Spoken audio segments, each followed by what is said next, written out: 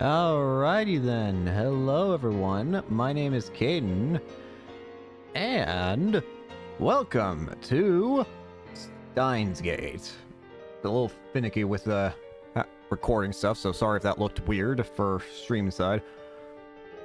But this is another series that I've heard of, but I don't really know anything much about. All I know is that you can technically control like the past or something, like reality, with like a phone or something. But we'll see. It's been a while since I've actually been able to stream, but it's nice to actually finally have another chance to. But yeah, I don't really know what else to say other than this'll be interesting, I guess. There is this little blurb at the bottom, though, that I want to see first. Steins Gate. There is no end, though there is a start in space. Infinity. It has own power, it ruins, and it goes though there is a start also in the star.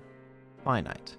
Only the person who has wisdom can read the most foolish one from the history. The fish that lives in the sea doesn't know the world in the land. It also ruins and goes if they have wisdom.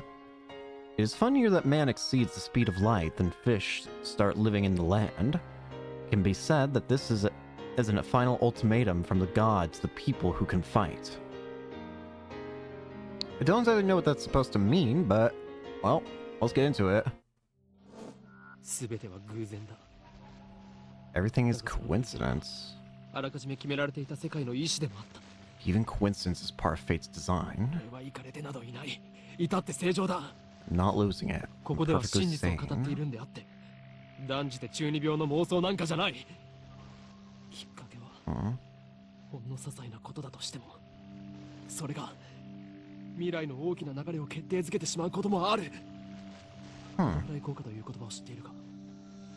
Oh boy.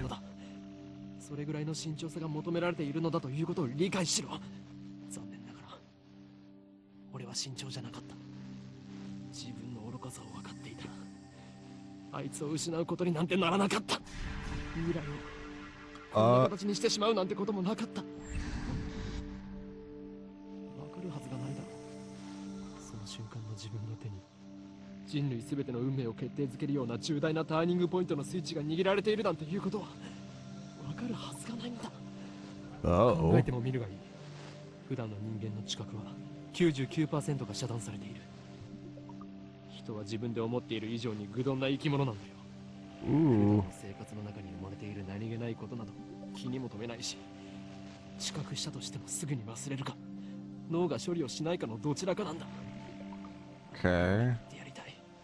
迂闊なことをするなと、軽率なことをするなと、見て見ぬふりをするなと、もっと注意を払えと。陰謀の魔の手は思った以上にずっと短くなって、いつでもお前を陥れようと手ぐすね引いているのだと。Well, we're already off to a fascinating start. 宇宙に始まりはあるか、終わりはない。It has a beginning, but it has no end. Stars too have a beginning, right, but their own power destroyed. Finite. History teaches those who hold wisdom are often the most foolish. The fish in the sea know not the land. If they too hold wisdom, they too will be destroyed. It is more ridiculous for man to exceed light speed, and for fish to live ashore. This may also be called God's final warning to those who rebel. Steins Gate. Alright, this is a very intimidating opener, I'm gonna be honest with you. Up, phone! Hey, what are you mumbling about? There's no sound from the phone against my right ear. Only silence. I'm baking in the summer sun. Sweat slowly slides down my chin and drips into the asphalt. Karin? Arthur, Karin. The girl standing in front of me. Hello. She calls my name with an inquisitive tilt of her head. We're about to infiltrate deep into enemy territory, yet despite the imminent risk of death, there is no hint of tension on her innocent, childlike features. I covered my phone's mouthpiece and turned to the girl with my index finger to my lips. Talking to someone? I nodded and put my phone back to my ear. Still no sound from the other side. My contact is wise to maintain silence. The whole area could be bugged. No, I was just talking to someone. Everything's fine. I'm about to infiltrate the assembly hall. Still no reply. Looks like they just want my report. It's too dangerous to waste time talking here anyway. Yeah, Dr. Nakabachi got the jump on us. But I'll make sure he tells us everything. The organization is already on the move. I noticed it just said that the organization, no. I should have looked at controls. How do I look at... whoops. I think if I hit... Aha! This isn't quite the way I was intending it to work, but... There we go. Let's see. First of all, I should probably take a look at config. That is not the right way help. There we go. Okay. System menu is 1. Got it. That's a problem. That is just straight up a problem. I have a way of getting around that, though. The reason that's a problem is because, my OBS is set to have the button 1 as a way of pausing recording. And if you're wondering why that stupid decision is made, it's because I normally use a controller. So, but I can just use the controller to hit the pause button, so we can use that as a way of getting around it. Anyways, tips list. The organization, Chunibyo.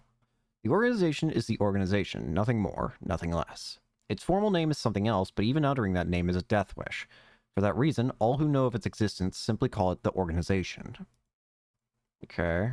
Hang on. It said there was other new things, I thought. I guess not. Maybe I just saw things. Guess I'll just quick save there, and full save, why not? Prologue. And then backlog. Oh, it's just that. Might as well take a look at this stuff. Close menu. I open my eyes wide to match my shocked tone. The girl turns towards me in surprise. I sigh, shaking my head as I rub my temples. I see. So that's the choice of Steins Gate. Outside Konglu. I speak the parting words, then pocket my cell phone. Steins Gate. Some notice fate. To others, it is the will of God. You could count on one hand the people in this world aware of its true nature. In any case, we should begin the infiltration. I advance toward Vatican, which is just across the street from the train station. Of course, this is enemy territory. I can't just stride through the front door like an average person. I bypass the elevators and escalators and head to the 8th floor by the stairwell. But I only make it to the 7th floor before I have to stop and rest. Who's that on the phone? Girl, Shina Mayuri, immediately resumes our conversation. She followed me all the way here, and she isn't even short of breath. I, on the other hand, am gasping for air with my hands on my knees. Who would have thought an 8-story building would be so tall? I turn to Mayuri while wiping the sweat off my brow. Hey! Can you back up? I told you I'd have to kill you. Oh, wow. Thanks, Karin. Mayuri smiles happily and doesn't pry any further. As always, she is quick to understand my position. We've known each other since we were both little. Mayuri's 16, 2 years younger than me, so she's more like a little sister than a typical childhood friend.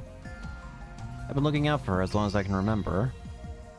I used to hope that Mayuri might become the key to Steins Gate, but now I've reconsidered. I don't want that terrible fate for her. She should live a normal life. That is my present wish.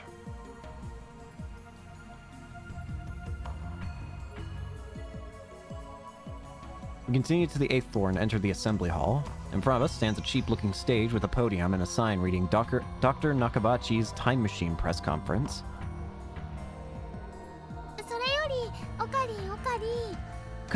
Okarin! Mayuri insists on calling me Okarin, but it's neither my real name nor my code name. It's just one of those annoying nicknames people use. How many times do I have to tell you? Don't call me Okarin. Huh? But I've always called you that. That was then. I have since become Emhuin Kyoma, the insane mad scientist hunted by secret organizations the world over. But that's too hard to remember. In any case, Huin Kyoma is my true name. Huin Kyoma? Let's take a look at that. There's a tip for that. True name, a name that describes one's true essence. Soul name. That's rather strange. Okay. And while we're at it, can I go back to config real quick?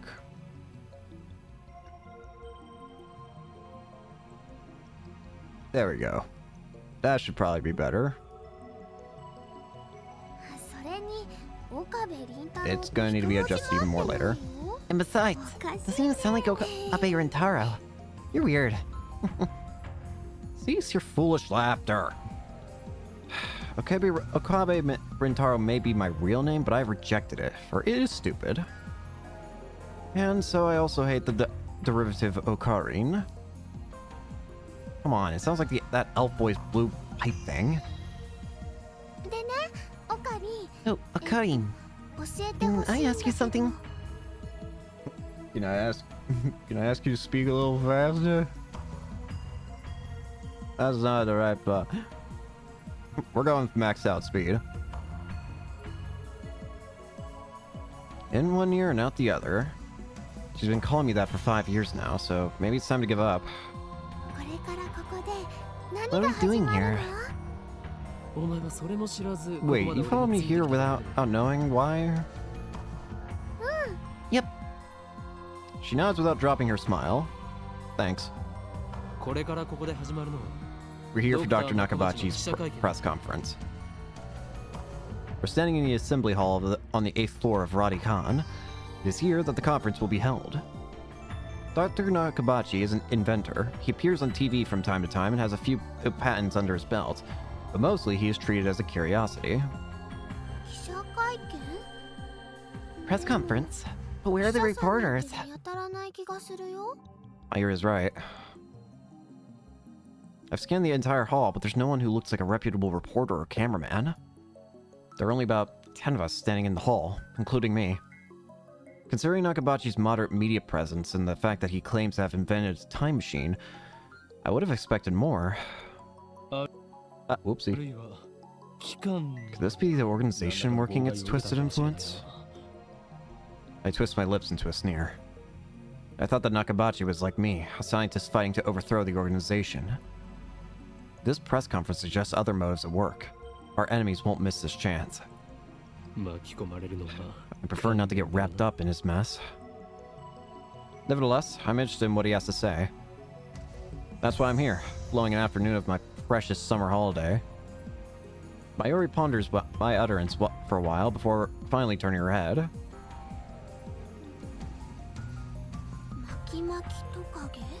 You wrapped something? Is it his birthday? Is it too? I let out a sigh. Mayuri is known to not only make bad jokes, but to laugh at them too. She's always been special. Keep your guard up, Mayuri. おそらくこの記者会 I 見 suspect this won't be a normal comfort.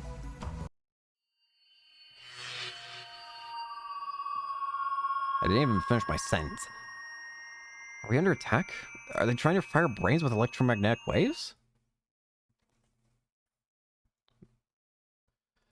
Waves exhibit properties of both electricity and magnetism. First formally postulated by Maxwell in 1864, the electric field and magnetic field's oscillations cause them to mutually propagate each other, resulting in a wave that radiates through its surroundings. This is why it's called electromagnetic radiation. EM waves are divided by frequency into radio waves, infrared light, visible light, ultraviolet light, X-rays, and gamma rays. Okay.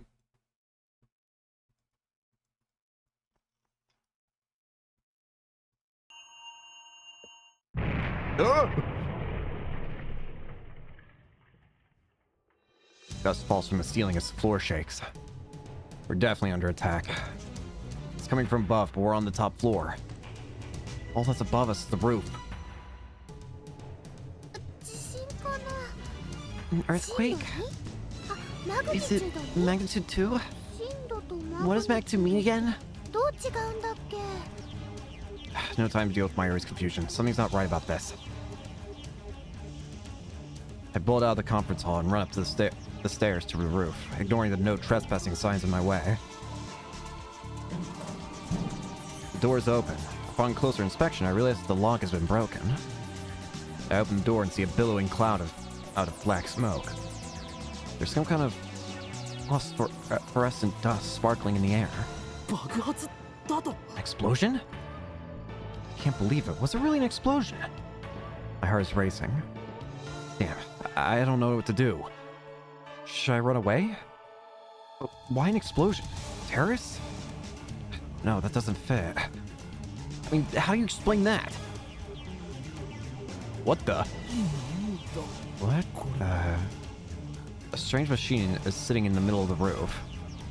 It's huge, maybe 3 meters tall, and looks kind of like a satellite. Did that thing cause shaking just now? Who put it here?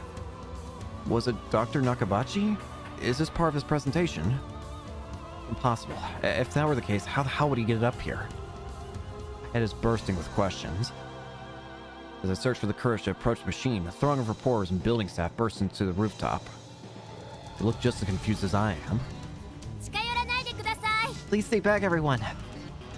Then a woman, who I assume is a staff member, appears to wave us back. Press conference will proceed as scheduled. Is she trying to hide something? Her response was unusually quick, almost like she's trying to keep me away from that device. God knows for conspiracies, and this thing stinks of a cover-up. Where are they hiding? What was that explosion? I want to know. I shouldn't risk getting any closer. I turn and leave. Not because I'm scared or anything like that. Staff members lead all of us back to the 8th floor. Mayuri is nowhere to be seen. She's not even in the event hall either. I find her on the 7th floor. Several capsule toy machines are lined up next to a plate reading Birthplace of the Japanese PC. Capsule toy, a vending machine that dispenses small toys at random. One cannot tell what the toy is before opening the capsule. She's gazing upon them with a wistful look. I breathe a sigh of relief and take out my phone. It's me. I got a bad feeling about this. Something's happening and I have no idea what it is. Yeah, I know. Don't worry. I won't do anything to jeopardize the mission. Elsai Konguru. After I speak the words and hang up, I'm able to wipe the sweat from my forehead. My sweat is cold. Half of me hopes something will happen. The other half fears the same thing. I put away my phone and look back at Mayuri. She's still staring at those capsule toys. She doesn't seem to be worried about the explosion at all. Can't decide if she's level-headed or just air-headed. What are you doing?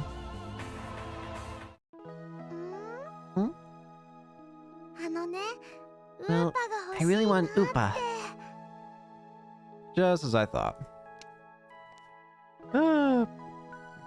Mayuri points to a capsule machine. The sign on the front says Raina Kakeru, a 3D character doll series.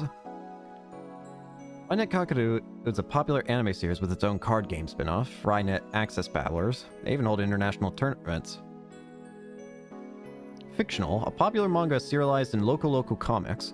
The third season of the anime adaptation and is currently airing on TOTV, or TOTV, whatever. Although the series is ostensibly aimed at children, the realistic themes depicted also appeal to adults. More and more children are learning about the internet through this anime. It has reached the point where some scholars claim that children are better informed than their parents with regard to internet issues.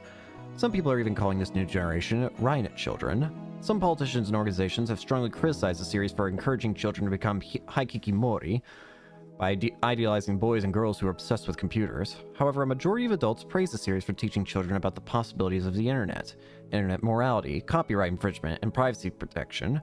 This has contributed to Rynet's success. Although the series stimulates intellectual curiosity, it is not merely an educational program. As Kakeru battles terrorists in cyberspace, his techniques and programs are represented as virtual robots, while his enemy viruses take the form of monsters.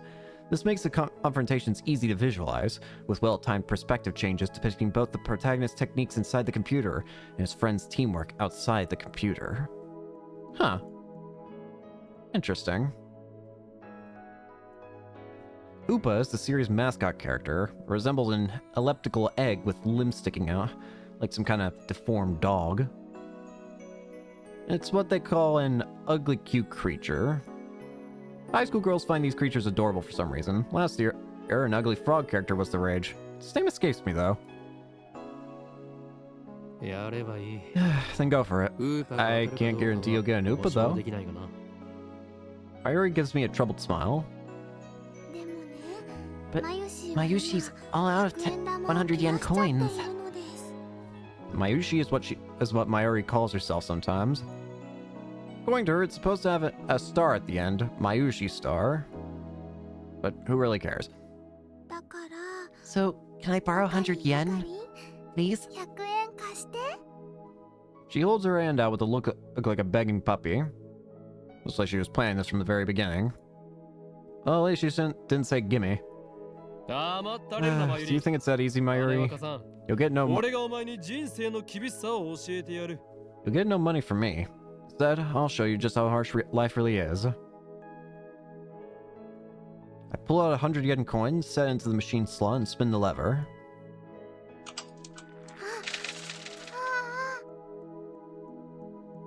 I open the capsule and take out its contents. Mayuri leans forward eagerly to see what I got. It's an Upa! And it's metal! A metal Upa! Is it rare? Super rare! Whoopsie. While I examine the metal Upa, a boy who was watching us tries his luck on the same Rynet machine. Oh, a normal Upa. He looks at my metal Upa in resentment. I turn to see Mayuri's sparkling eyes also fixed on the Upa. Hey, high school girl, you're acting like a little kid. I give this creature of metal to you, Mayuri. Honestly, I don't want it. Really? Are you sure, Karin? The name's Huin Inkyoma. Thank you, Karin. Is she doing it on purpose? Annoying child.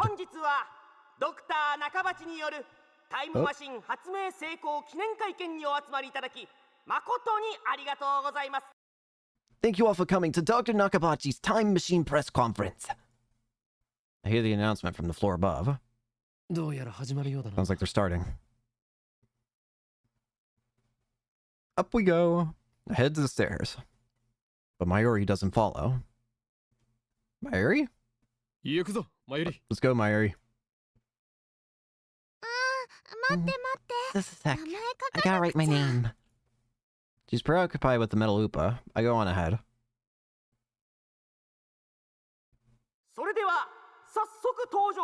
Without further ado, I'm pleased to introduce the inventor, Dr. Nakabashi.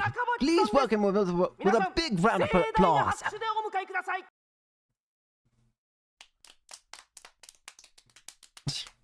laps. Dr. Nakabachi enters to sparse applause. He walks up to the podium. He's already wearing a frown. For some reason, I can feel his irritation from here.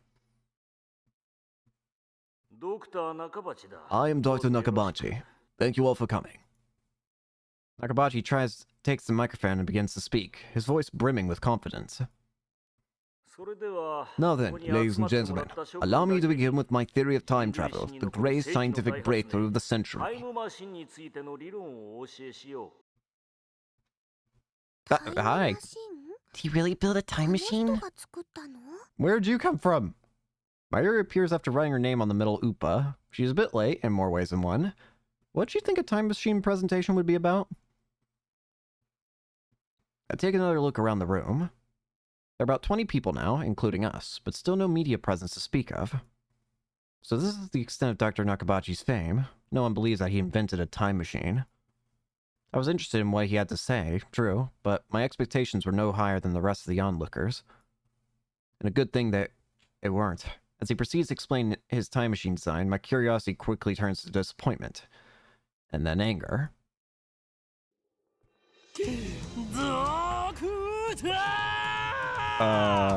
Why is Rintaro getting angry?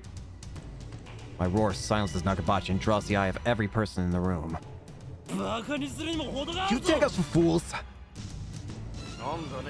Who the hell are you? Who the hell am I? Someone who knows you for a fraud, that's who. You stole your theory from John Titor. Are you calling yourself an inventor? Self-proclaimed time traveler from 2036, who appeared on an American internet message board in November of 2000, the internet went into an uproar, flooding the board with questions and debate. Titor posted pictures of his time machine and its control manual, as well as diagrams illustrating the time machine's mechanics. He also disclosed information on near-future events, time travel physics, history intervention, and the multiverse, timelines, and world lines. And then, 4 months after his appearance, he left a comment saying, "I will be leaving this world line shortly, and this will be my final post," and disappeared. Someone throw this man out! You're the one we should throw out, Doctor. Have you no shame? You have no right to call yourself an inventor. Shut your mouth, you little pest. Just then, someone grabs my arm from behind. Quite convinced it's an official here out to throw me out, I turn around to glare him down. Unhand me, you... Huh? What the? Hi. It's a girl about my age. Her intense stare seems to challenge me. I take a step back. Her face looks somehow familiar. Have I seen her before? What? We haven't met, but I know her face. It's Makise Kurisu. A few days ago, my friend Daru showed me a magazine article titled "Girl Genius Gives Lecture in Akihabara." The article was about a 17-year-old girl who had just graduated from an American university. Her thesis was even published in a major scientific journal. Girl genius Makise Kurisu. I recognize a stubborn-looking girl from her photograph. She's even wearing the exact same scowl. What business could such a genius have with me? She takes a quick look around the room and then turns back to me with a stern expression. Could you come with me for a moment? What's with the attitude? She's obviously not staff, and there's no way that the Makisu Kurisu would not be working with someone like Dr. Nakabachi. Which means... no. You're with the organization? Huh? If their tendrils have gone this far, then I've made a great mistake. Stop fooling around and come with me. My outburst has already attracted too much attention. Nakabachi in particular looks like he wants to rip my head off. It must be mortifying to be exposed as a fraud by a bright young man like myself. Anyway, I mustn't draw any more attention to myself. If the organization gets wind of my presence here, it could endanger Mayuri, to say nothing of these ignorant civilians. I let Makise Kurisu lead me out of the assembly hall. Try anything and people are sure to notice. What will your superiors say then? 貴様もいろいろ何かって何ですか？ What are you talking about? 人聞きの悪い。 She glares at me, quite fiercely at that. Attractive though she may be, there's no innocence in her eyes. The beautiful agent, unmatched in cruelty. My heart beats in exhilaration from the danger. Looks like Case really does get my blood pumping. 私はあなたに Just 聞 need き to たい ask こ you とがある something. だけです。 それに答える義理 What は makes you な think い I'll answer? I know how the 機関のやり organization 方は分 operates. かっているだから期間 What's with this organization stuff? Instead of answering, I take my phone out and put it to my ear. 俺だ It's me. I've been caught by an organization agent. Yes, it's Makise Kurisu. She's a dangerous one. あの女には気をつけろ No, it's fine. I'll find a way to... Kurisu suddenly snatches my phone out of my hand? Is that what it said? My phone from my hand? What skill? I didn't even have time to react. 何をする What are you doing? あれ Huh? この携帯 Your phone's off. 電源切れてる。誰と話していたんですか？ Who are you talking to? Her eyes pierce deep into my soul. I quickly look away. She's good. She's trying to attack my sense of identity in order to cause a mental break. Recover. This isn't enough to sway me. 貴様に答える義理はないが一 Your 応教え techniques てやろ don't う work on それ me. は But I'll tell you anyway. That's no ordinary phone. It's designed to activate the moment it leaves my hand. うわははははは Such measures are necessary to maintain secrecy. I know things that could get me killed. I quickly retrieve my phone and wipe the cold sweat from my forehead. Phew, that was close. そう。独り So you 言だっ talk た to のね。 yourself. This is bad. Ordinary methods don't work on Makise Kurisu, the genius girl. On the contrary, she's the one psyching me out. Damn, looks like I'll have to make a tactical retreat. If I can just find an opening. Suddenly, Kurisu steps up to me with a serious expression. She stares right at me, her huge eyes blazing with strength of will. Such fire. Can't look away. Could someone with such pure eyes really be an organization agent? さっき were you 私 trying に to 何 tell を me 言おうと earlier? したんですか？ Earlier? さっきとはいつ What are you talking about? ほんの15分くらい About 前。 15 minutes ago, 会 before 見 the が始まる conference 前に started. Nonsense. This is the first time we've met. Yeah, I was about to say, what are you talking about? I was with Mayuri in that Upa toy 15 minutes ago.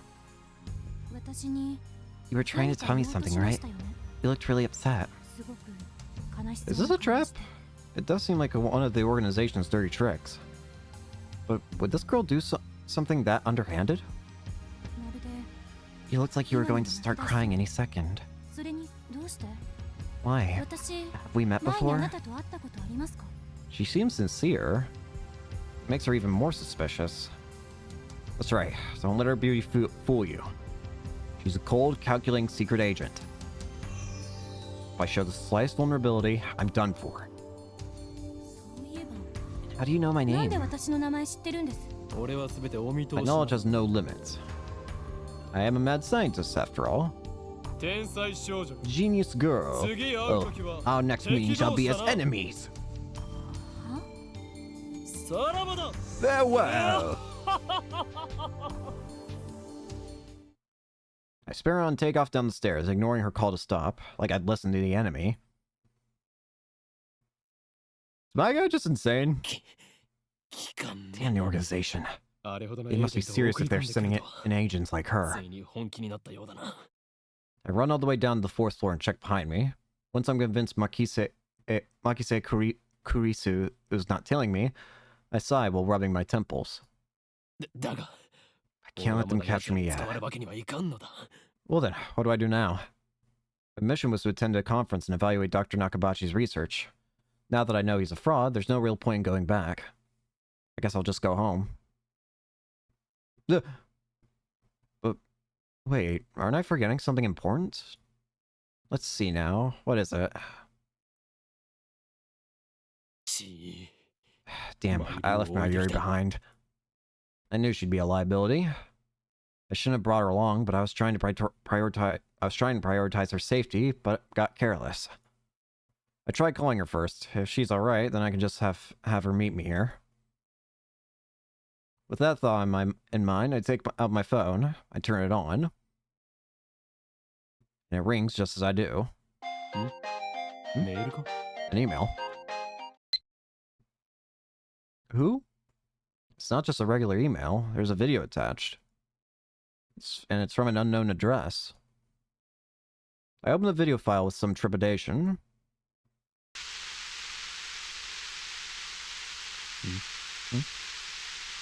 There's nothing but noise. Is this a prank? Or some sort of Makise Kurisu style attack? Maybe the noise is some sort of make people go crazy frequency. No, wait, I don't remember giving her my mail address, so I'm probably thinking too hard. I curse myself for being gullible enough to play the video. I have more pressing matters to deal with anyway.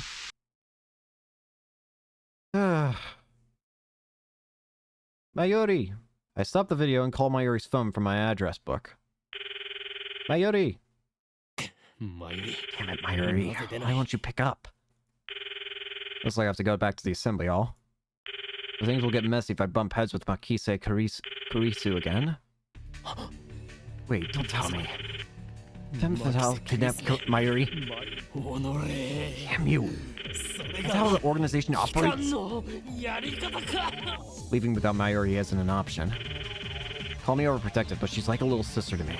And there's a very real danger that she might wander off somewhere the moment I let her out of my sight. Mayuri's always been like that.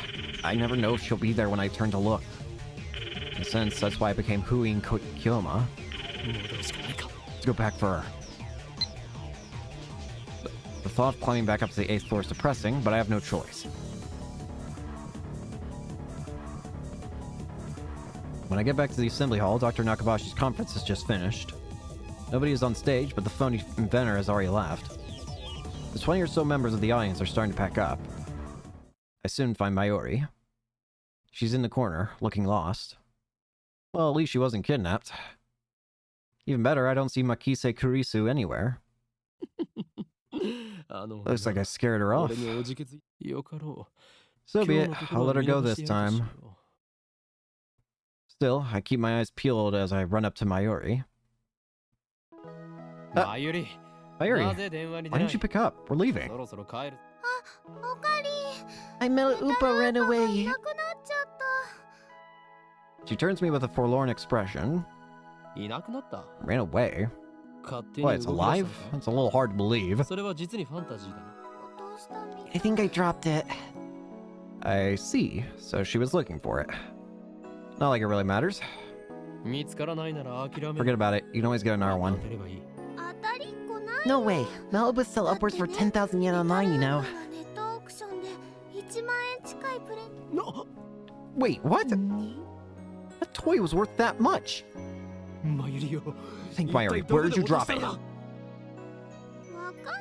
Don't know. That's why I'm looking. Even if we find it, you can't sell it, okay?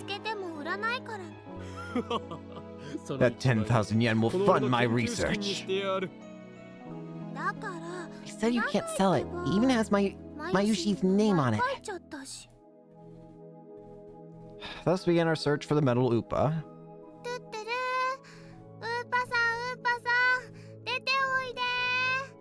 Yeah, okay. Mayuri tries calling its name. I don't know if she truly expects a response. By the way, Tuturu is Mayuri's catchphrase. It means... Actually, I've never bothered to ask what it means. Anyway, the metal Upa is nowhere to be found. Maybe she didn't drop in the assembly hall, but on the 7th floor landing near the capsule toy machines. Another possibility is that somebody with an eye for rare items pilfered it. Just imagining the smug grin on that person's face makes me writhe with envy. What kind of man steals a helpless girl's toy? There's nothing in his heart but lust for money. Sounds like you, Karin. Oh, wasn't expecting that from Mayuri? Bruh.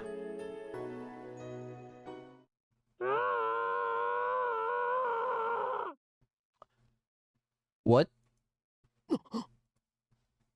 What was that? Was that a scream? I think so. Only the presenter and a few other people are left in the assembly hall. Including Mayuri and me, less than half the audience remains. Everyone looks at each other anxiously, startled by the scream. Even I cannot suppress a shiver. First the explosion on the roof, now this. What's going on here? Mayuri squeezes my hand tight. Mayuri, ここにいろ. Stay here, Mayuri. I take a deep breath, prepare myself, and head in the direction of the scream. The echoes lead me down a dark, empty hallway on the same floor.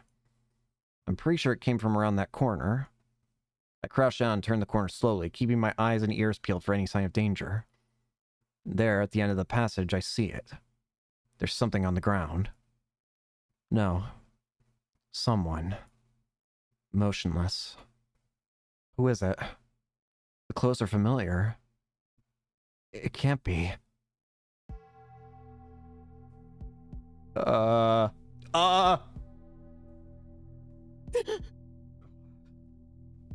Makise Kurisu. Her face is turned away, but I know it's her. The impertinent genius girl who I just fought with 10 minutes ago is now face down in a pool of bright red blood. She's dead. No. But why? Suddenly I realize that I'm shaking. I want to run. Run away. I shouldn't have come. This is wrong. Someone killed Makise Kurisu. There's no other explanation. Who would do such a thing? There's no one else here.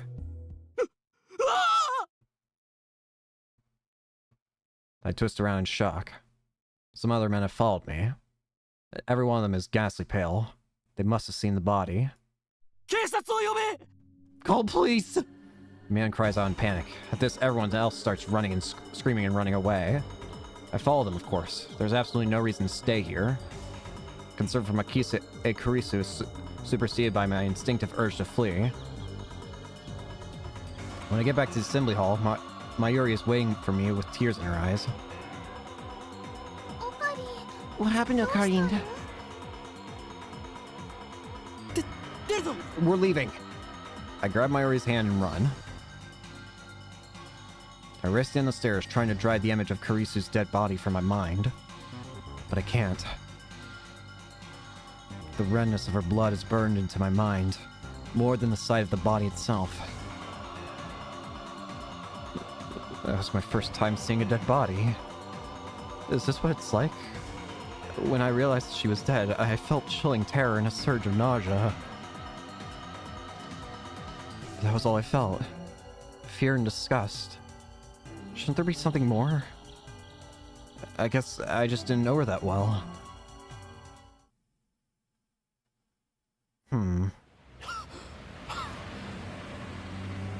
I finally stop up once we get out to the main street, Chuodori.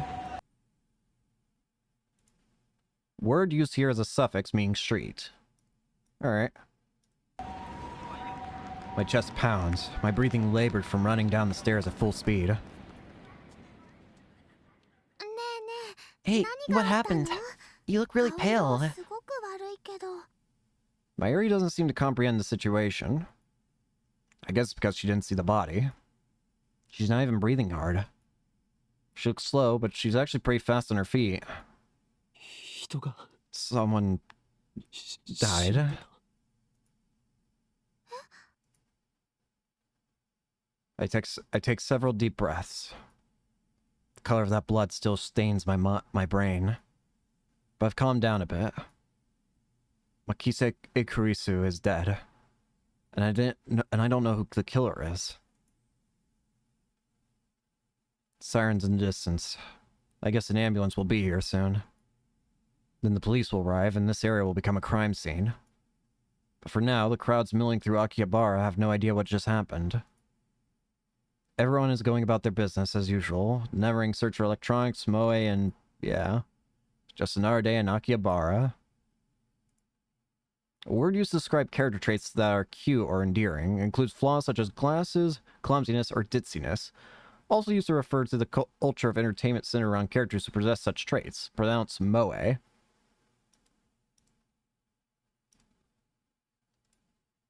I take my phone out of my pocket, perhaps out of reflex. I'm not sure what I plan to do with it. Oh, I know. I friend Daru. I'll tell him what happened just now, since he knows about Makisa e Kurisu. Daru. Whoops. I suppose it might be disrespectful to the victim, but my adrenaline is pumping. I can't make calm decisions after witnessing something like that firsthand. That's how humans are, after all. We're not as special as we like to believe. At the end of the day, we're nothing but dirty, slime-like flesh. Our souls fester like... Okay! That's how we humans are. While wallowing in a bit of angst, I begin to type on my phone. Trouble. Someone stabbed Makise Kurisu. Looked bad. Hope she's okay. Someone stabbed Makise Kurisu, don't know who, looked bad, hope she's okay. I don't know if she was stabbed, that just seems like the most logical explanation, given the amount of blood in the absence of a gunshot.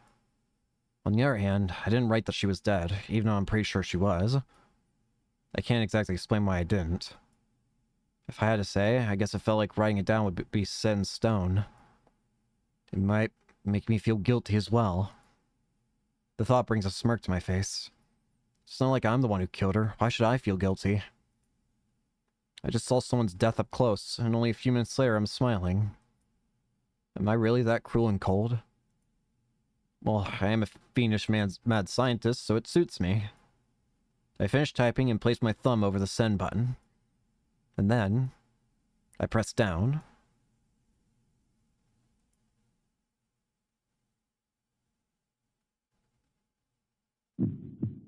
Whoa, what the?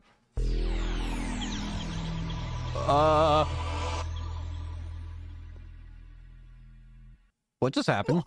What? What was that? Wait, look around. They're gone. Summer break. Noon. The busiest street in town. Just now, thousands of pedestrians vanished in thin air.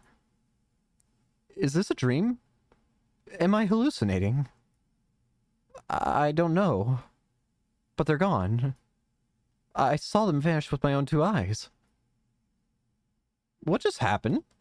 I stand petrified, speechless, and alone on the empty street. Desperate to find someone, anyone I look up. And there, at the top of Radikan, sticking out from the 8th floor event hall where we just were, is a crashed satellite. What? What is going on? Nitro Plus. Oh god. There is no end, there's a start. Earth has its own power. Ruins. Most foolish one. Man exceeds the speed of light. Fish. Oh god, starting to type fast. Where'd everyone go?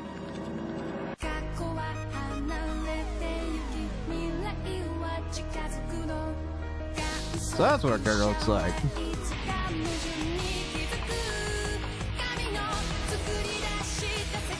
Just going through the intro right now. Mayuri.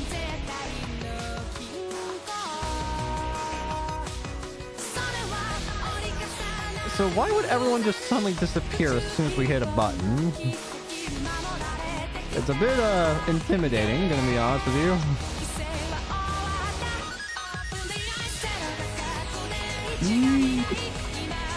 I'm wondering if that satellite crashing, is that the sound we heard somehow?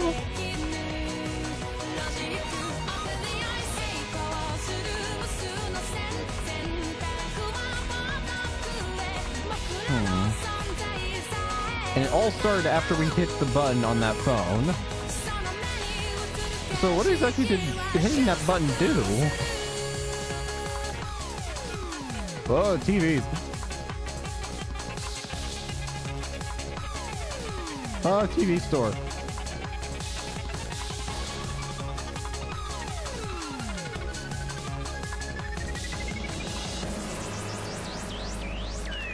Durkendrum, thanks for the follow. Open the streams. Steins Gate.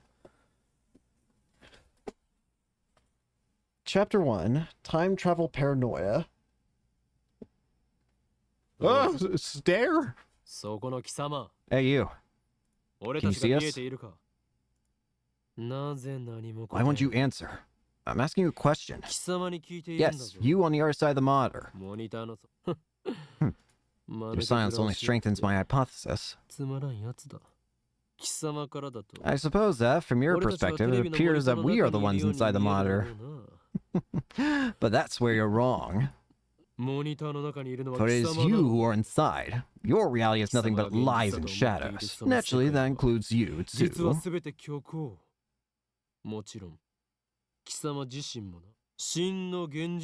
True reality is on this side of the screen. Don't believe me? I don't blame you. That few are those who can handle the truth. But, no matter, I shall speak in simpler terms, easy enough for even you to understand. This is the Future Gadget Laboratory, located in Akihabara district of Tokyo. We simply call it the lab. Our purpose is to shatter the system and plunge the world into chaos.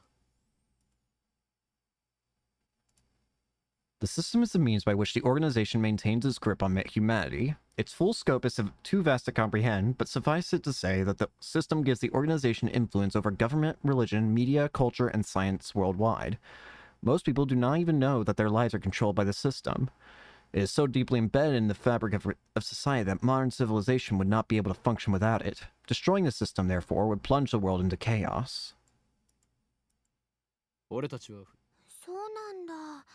Really? You shouldn't do bad things, Okarin. Quiet, I'm a mad scientist, remember? From the station, head down Chuodori until you reach Suihirocho Station, and take a left on the Kuromebashi Idori.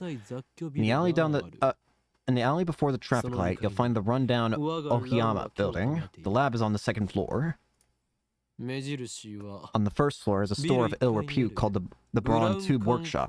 Can't miss it. It deals exclusively in CRT monitors, of all things. Can you imagine? Even in the heart of Akihabara's electronic town, the demand for CRTs is practically non-existent. But the proprietor of the Brawn Tube Workshop, Tsunoji, is also the owner of the building. That's how he can afford to maintain his ridiculously niche hobby shop even as he...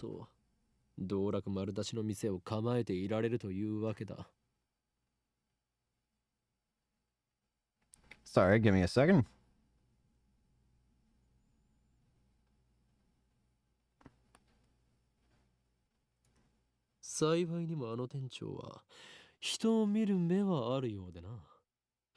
He may seem a rough sort, but he was no match for my charisma.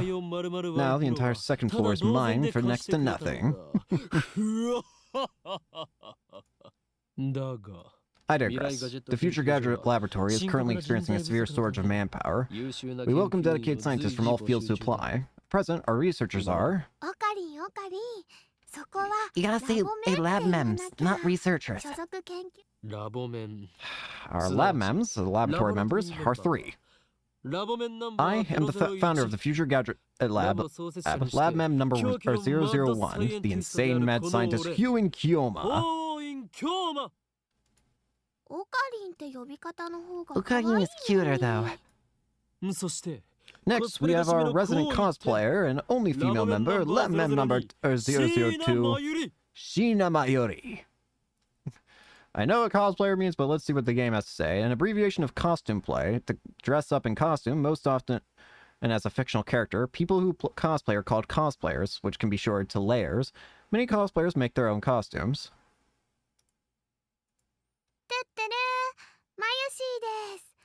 Call me Mayushi. I like making costumes more than wearing them. And last, we have our resident super hacker, Lemem 003, Ashida Itaru. Super hacker? A tremendously skilled hacker, or at least someone who claims to be one. The threat, "my friend's a hacker so he can easily find out who you are," often appears during the argument on the the arguments on the internet, people mockingly call the obviously non-existent hacker a hacker.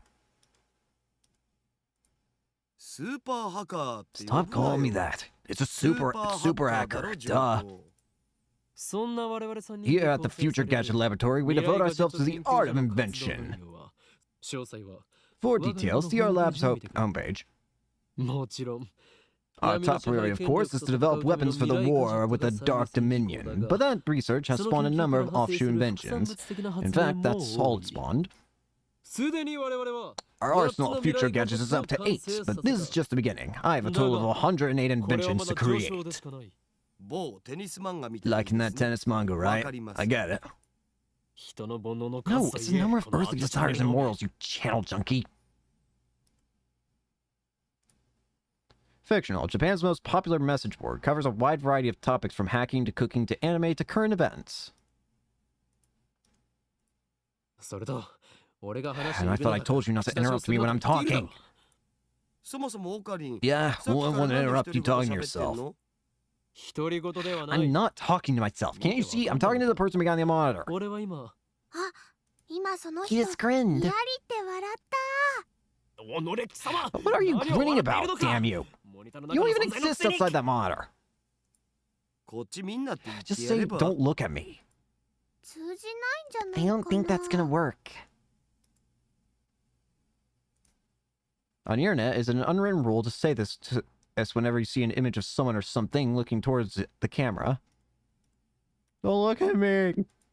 It appears our attempts to communicate have failed. It's sad to see someone so deeply in denial of reality. Maybe they think we're in the game. I don't think it's even occurred to them. But aren't you 2D girlfriend? Your 2D girlfriend's the same way? Oh god. A female character in an anime game or manga? That's different. Those girls are my wives. Thanks, Utara. Nobody cares about your harem. But Mayushi touched upon a very interesting theme, you know? What if we're actually just characters in a game? Anyway, we can know for sure. No. Come on. Such questions are meaningless. Our time is better spent thinking of ways to destroy the system. Nice chunibyo. Nice chunibyo, bro. Chunibyo?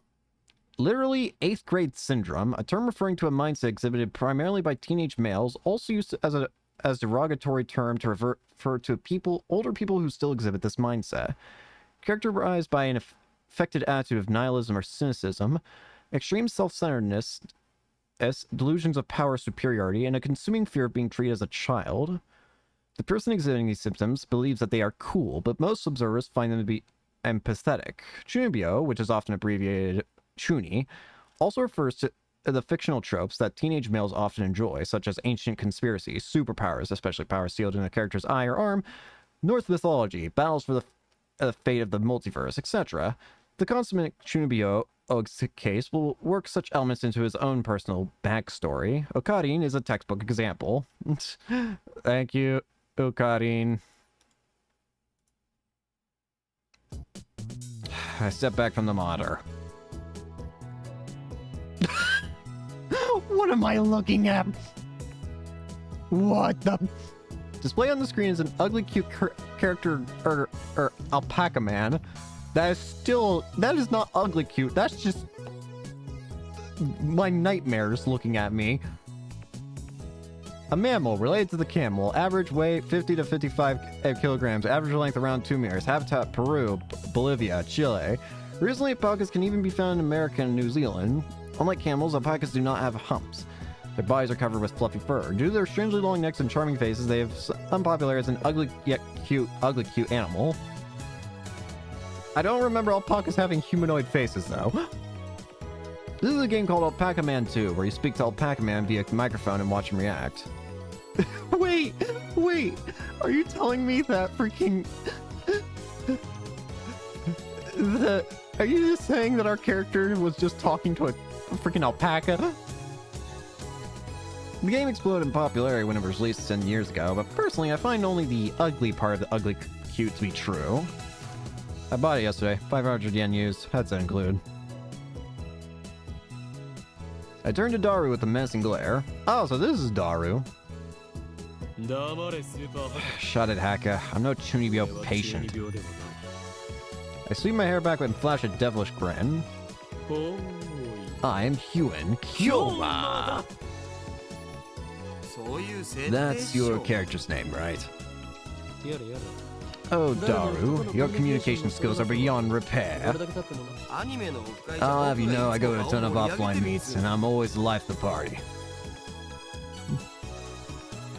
When members of an internet community meet in real life. I feel like that didn't need an explanation, but thank you. This fat, bespectacled man is my brother-in-arms and right-hand man, Hashide Itaru, nicknamed Daru. He's a hardcore otaku. We can always find him in front of his computer, or playing games and watching anime. A term for people with an obsessive interest in a particular topic, hobbyists. Most often refers to the fans of anime, manga, and video games, but there are also train otaku, military otaku, electronics otaku, etc. So basically, obsessive people in a subject. He has 2D wives on whom he cheats with 3D maids. I don't agree with his preferences, but to him, anything's fine as long as it's moe. He's a reliable and skilled partner who brings my ideas to fruition. Despite his insistence that software is his forte, he shows remarkable aptitude with hardware as well. Whoops. Oh, Neil bit my finger. Over here, nursing a pricked finger, we have Shina Mayuri, a 16-year-old high school student, if you can believe it. I've known her since we were both small. She's also an otaku, nowhere near Daru's level though. This ditzy girl is in charge of the lab's official costume division for women, and today she's working on costumes at her usual leisurely pace. Why does the future gadget laboratory need costumes for women? It doesn't. The truth is that Mayuri is completely... Damn. Still, there's no way I could ever kick her out. After all, she was the first one to join the future gadget laboratory. I still remember the day Mayuri first came to the lab. It was spring. She said to me, Mayushi is a Korean hostage. I belong here. "Excuse you?" Well, that was certainly cryptic. But her offer was my salvation, for she was the first to join me on my magnificent quest. She saved me from a solitary life on the run from the organization. I will never forget her kindness. Mary doesn't have to be useful. Her being here is enough. So, did Alpacamon say anything? Yeah, Nope, nothing. Stop looking at me! The human-faced alpaca inside the monitor was completely unresponsive. So unresponsive you'd think the game was bugged. I swear to God, if at some point near the end of the game this thing starts talking directly to me as the player, I'm gonna be insanely upset. I do not want this thing talking to me. Whatever, I give up. Never again will I play this boring game. Damn any social alpaca. I curse his name and smack the TV. As soon as I do, the TV makes a sound like it's shorted, and then the screen goes blank. I change the channel. Nothing. I check the power cable. Nothing. Whack it again. Nothing. I guess it's broken. Damn. This crummy TV is unleashed from the Braun Tube workshop downstairs. It's probably just old. You made Mr. Alpaca angry. Damn, I'll have to get it repaired later. I turn off the TV and lie down on the couch. I'm fed up with the humidity of the Japanese summers. Stare at the conspicuous stain on the ceiling while fanning myself. I close my eyes, and what naturally comes to mind is that impossible scene I saw an hour ago. Oh. They're gone. As I left Radicon, everyone vanished before my eyes. I can't explain it. wasn't just the people on the street. The people in the stores, gone. And the restaurants, gone. Even the cars vanished, drivers and all. It all happened in the blink of an eye. Suddenly, an empty city spread before me.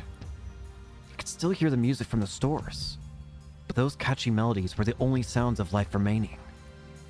Heat was rising from the asphalt and waves, but I felt only a cold chill down my spine. I just stood there, breathless, until... What's wrong? Mayuri's voice brought me back to reality. Mayuri hadn't disappeared. She was right there, looking at me with questioning eyes. Everyone disappeared just now, right? Huh? You saw it too, right? Just now, before our very eyes. Panic took hold of me as the enormity of what had just happened struck me. Unable to control myself, I grabbed Mayuri by her slender shoulders and shook her. Did you see Mayuri? You saw it, right?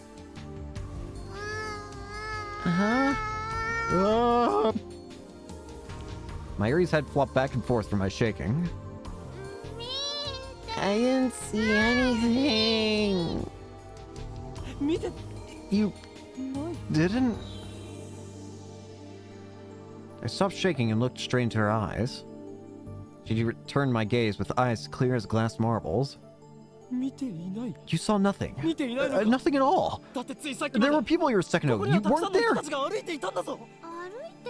There were? Even the store employees are gone. It's impossible by any measure. Of course they are. Her reply didn't make any sense.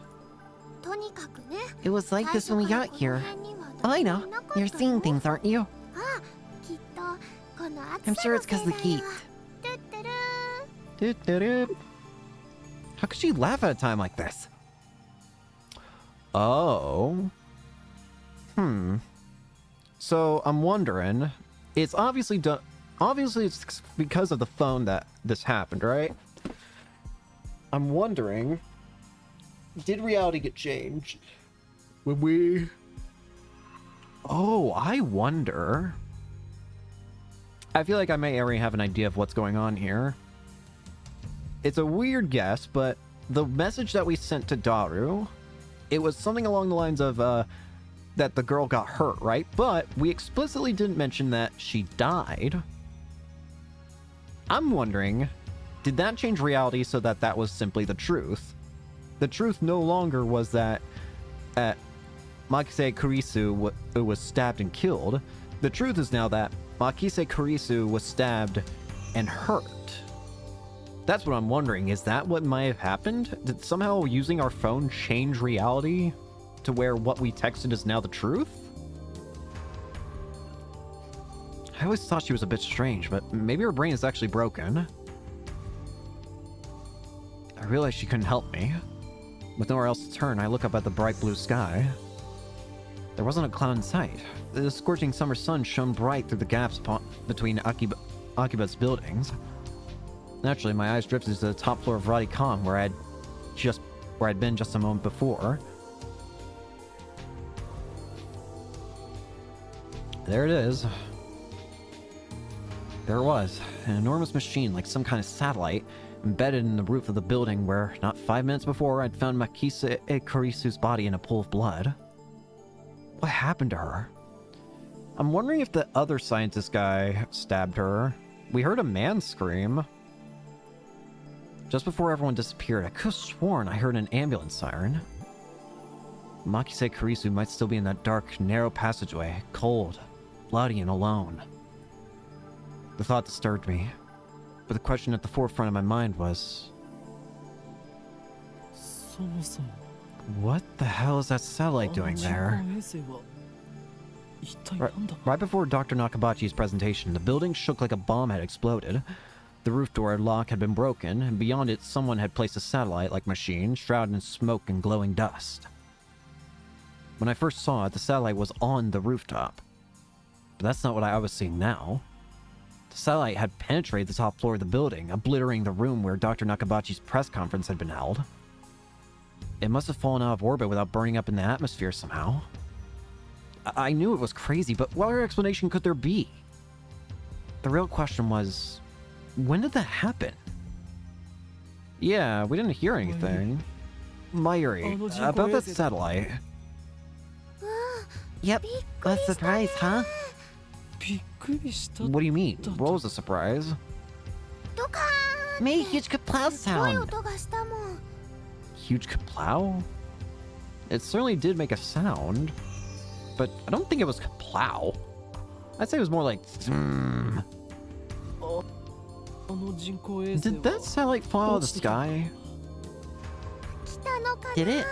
Do you think aliens were on board? Had I lost my mind? What I had seen didn't match up at all with what Mayuri was saying. Suddenly nothing seemed real. Had I dreamt it all? Hey, you two! Just then, a uniformed policeman ran up to us, his expression stern. What do you think you're doing here? This area is off limits. You have to leave. We're sorry. Chris, my good man, let's call you Officer A. I have one question. Officer A? Thousands of people just vanished. You saw it too, didn't you? What are you talking about? Get out of here. I was quickly losing confidence in my own memories. I decided to tell him about Makise Kurisu and get him to call an ambulance, but before I could... Look, I don't have time for your nonsense. The policeman took me by the upper arm and said... No one got stabbed at Radicon. What? What? How could he say that with such certainty? While I was still trying to comprehend the situation, the policeman forcefully led us away.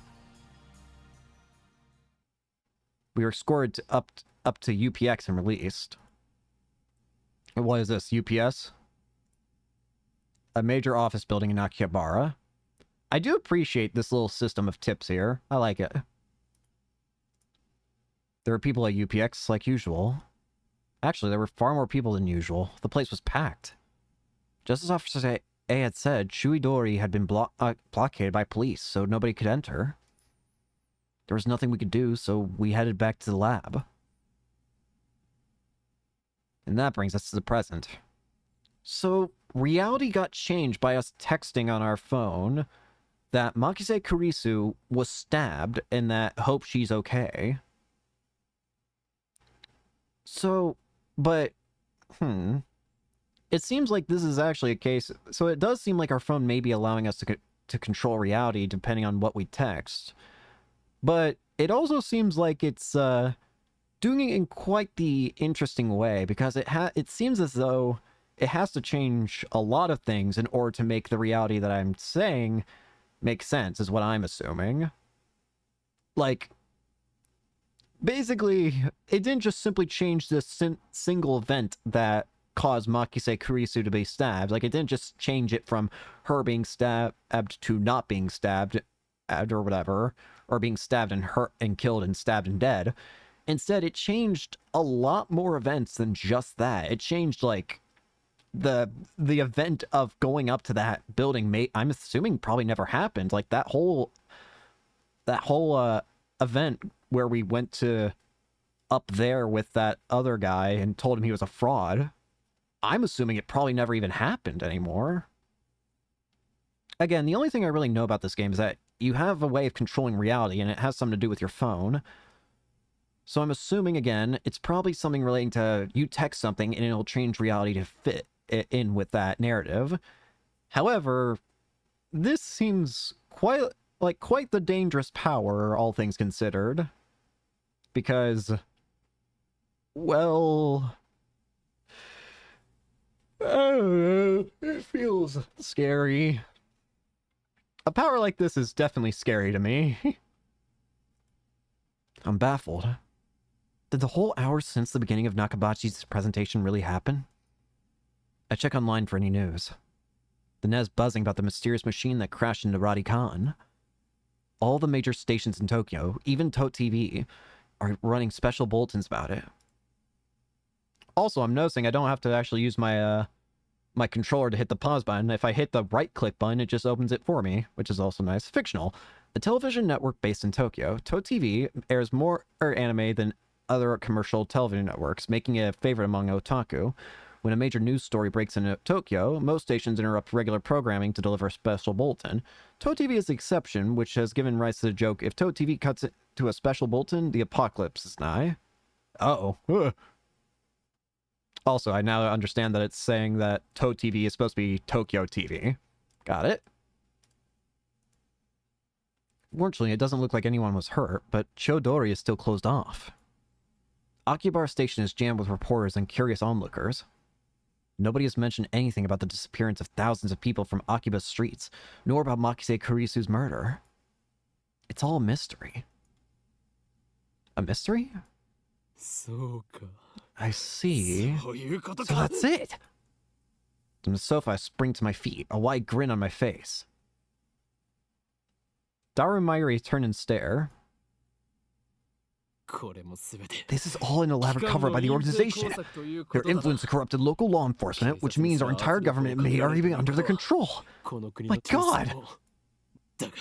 But they underestimated me, for I'm not so easily played. One day I'll expose their deeds and put an end to their reign. Having come to a satisfactory conclusion, I take a celebratory bottle of Dr. P, my favorite soda, from the fridge. The lab has no air conditioning. Ice-cold drinks are essential. Elixir intellectualis, a drink fit for a genius. Meanwhile, Mayuri and Cole's better. Meanwhile, these two are just looking at me like, you're a psychopath. Okarin really loves his Dr. P. I pity the man who knows not the greatness of this beverage.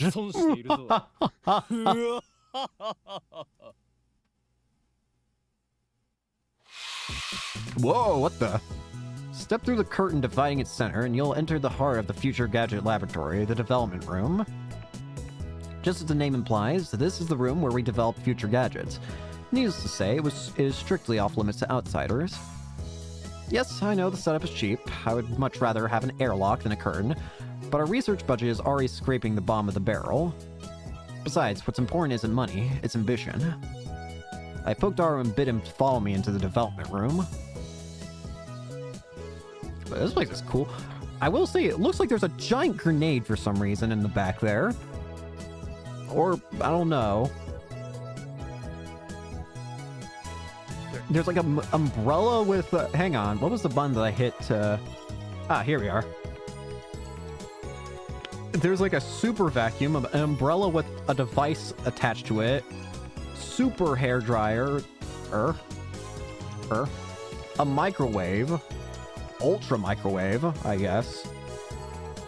Again, thing that looks like a grenade for some reason. Mainly because of the texture.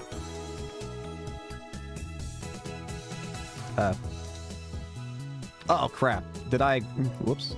Hang on. This is a room where we develop future gadgets. Needs to say, it is strictly off limits to outsiders. Yes, I know the setup is cheap. I would much rather have an airlock than a curtain, but our research budget is barely scraping the bottom of the barrel. Besides, what's important isn't money, it's ambition. I poked Daru and bid him to follow me into the development room. And hot, almost like a sauna. I've been wanting to buy an air conditioner for the lab, but there's no money for that. We're currently accepting donations. Upon entering the development room, I pick up the lab coat that's lazily draped on the chair and put it on. I always wear a lab coat in the development room, for practical reasons as well as symbolic ones. Daru, however, refuses to wear his. Putting it on and taking it off is apparently too much trouble for him. He can't be bothered to do anything that doesn't interest him. It's men like him who give our generation a bad name. His lab coat, purchased from my own pocket money I might add, just sits on the shelf. It's never been worn and probably never will be. Daru, is the plan progressing smoothly? What plan? Daru gives me a blank look. I for some reason just... Daru just looks like a bunch of fun. I don't know why. I saw him turn his attention to the table in the middle of the room.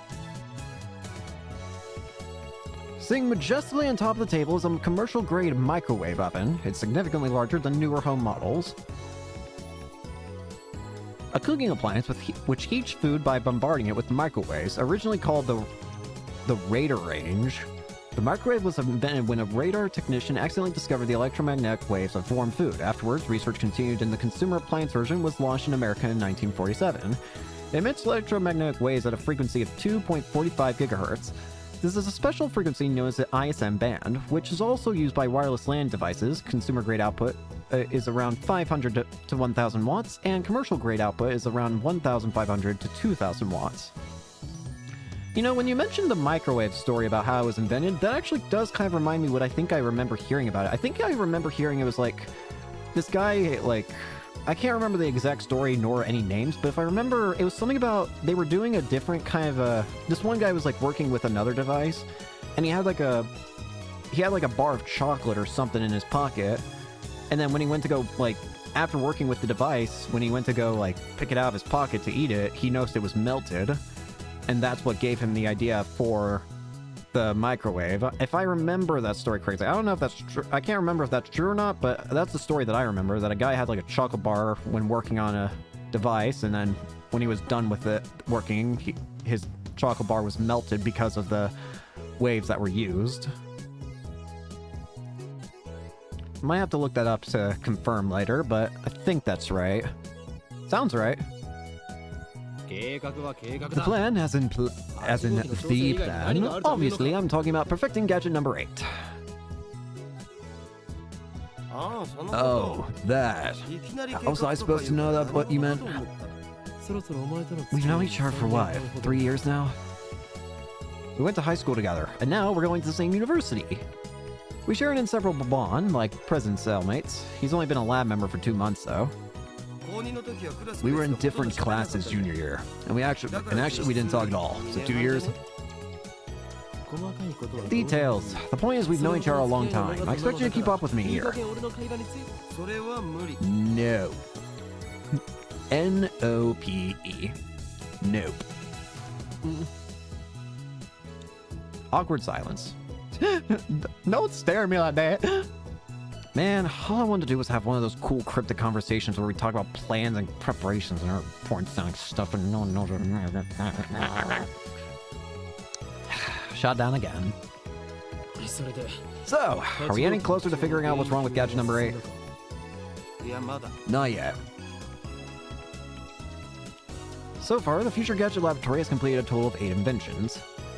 As I explained to Alpaca Man, the lab's primary goal is to develop weapons for the war against the Dark Dominion led by the organization that rules the world from the shadows, which is absolutely why we need a microwave oven. Have you seen that video? I can't remember who it was exactly, but I remember there's this video where a guy turned a microwave into a freaking laser.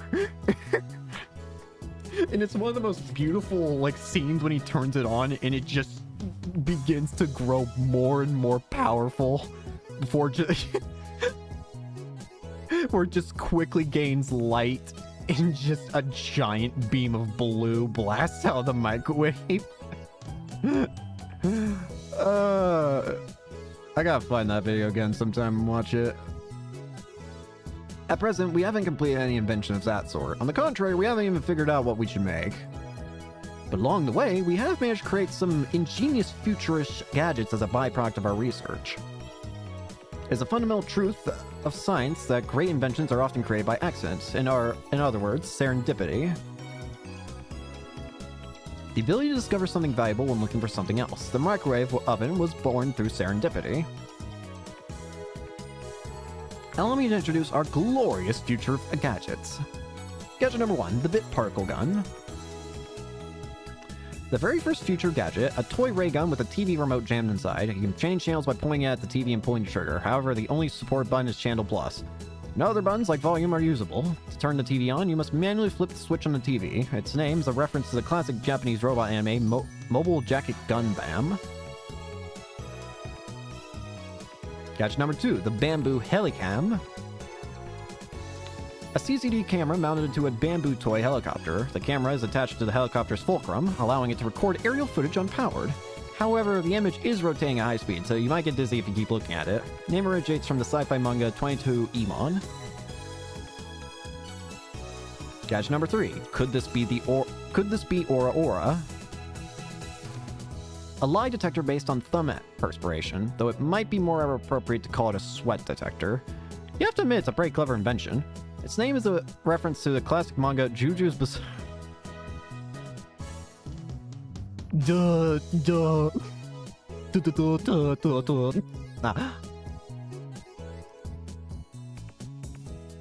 Gadget number 4, Moed Snake. Future gadget number 4, an instant super humidifier, uses electric heating coils to quickly boil a large volume of water. This generates enough steam to fill a room of 12 square meters, though it can only be operated continuously for a few seconds, and it looks like a Claymore landmine, which appeals to military otaku.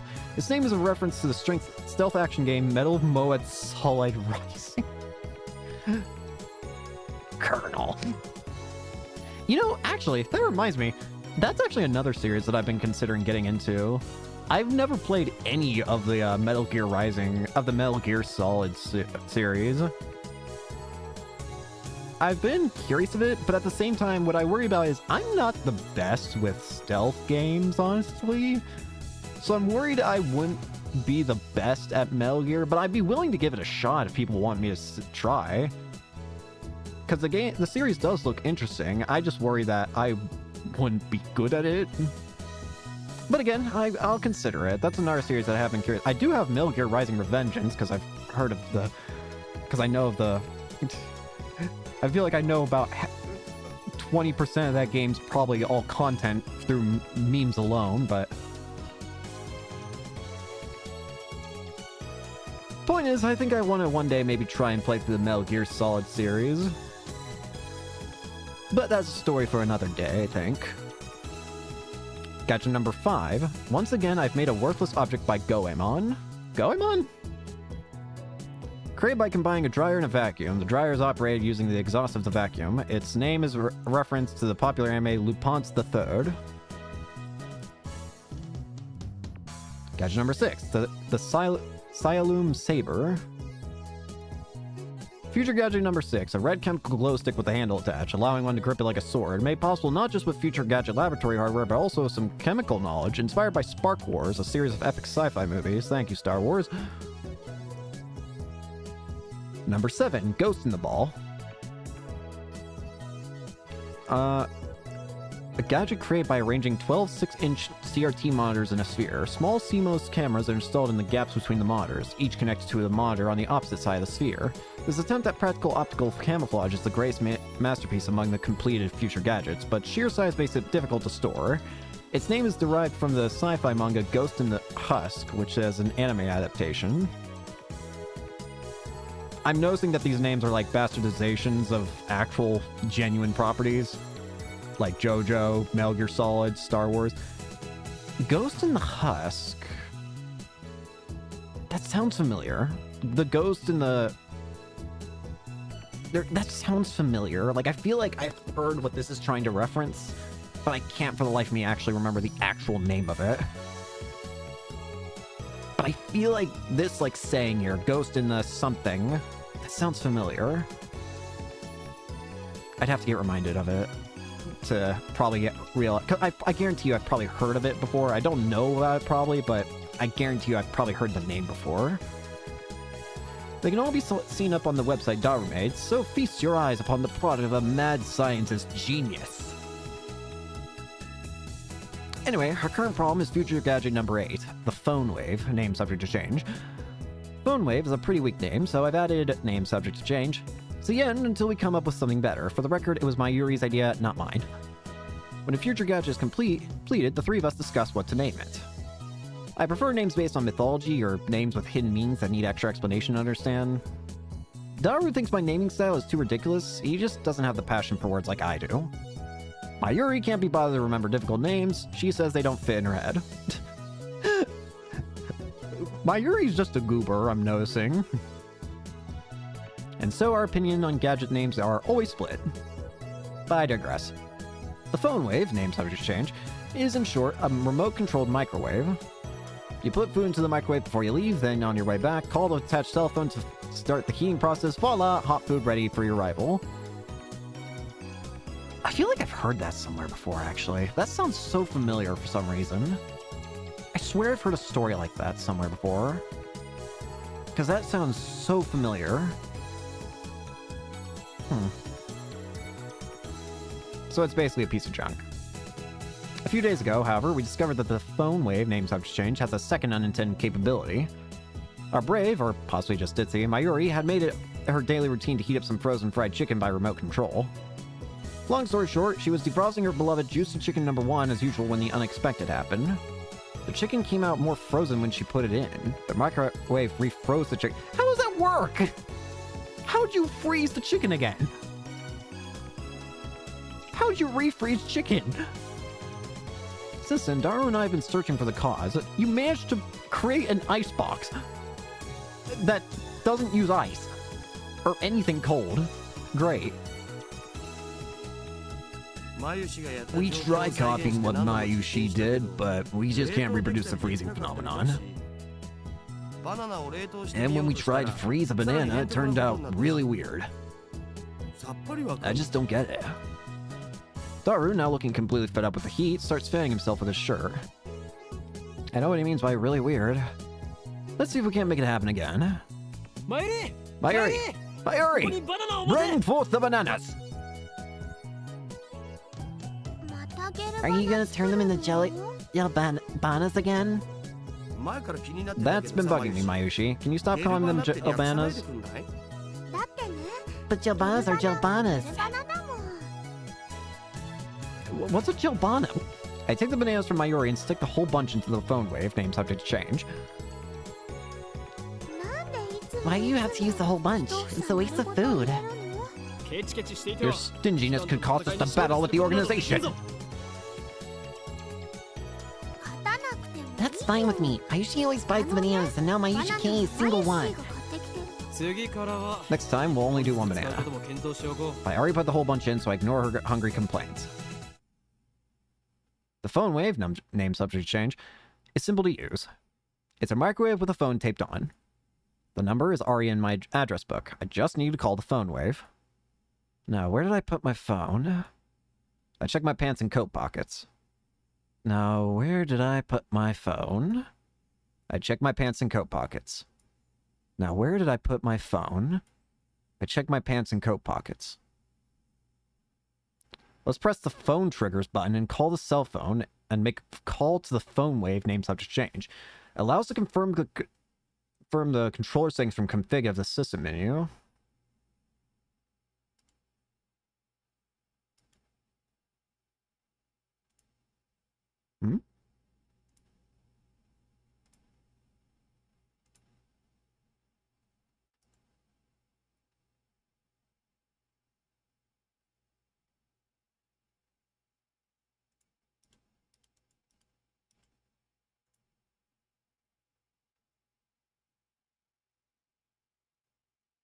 Phone trigger.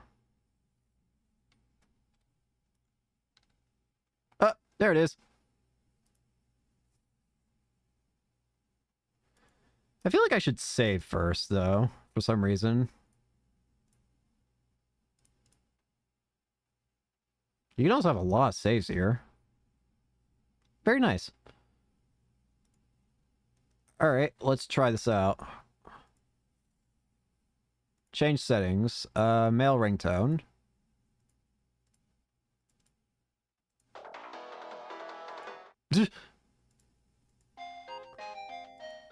Cool.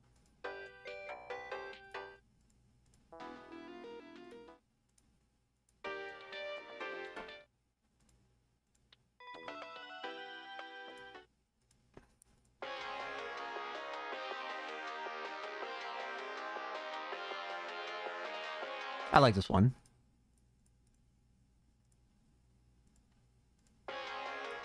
I probably shouldn't use the same one twice, though.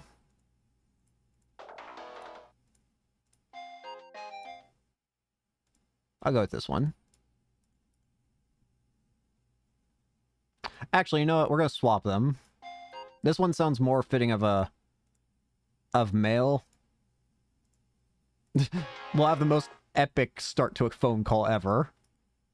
Wallpaper. I like blue. I can't hit E. What's my mailbox look like? I still got this.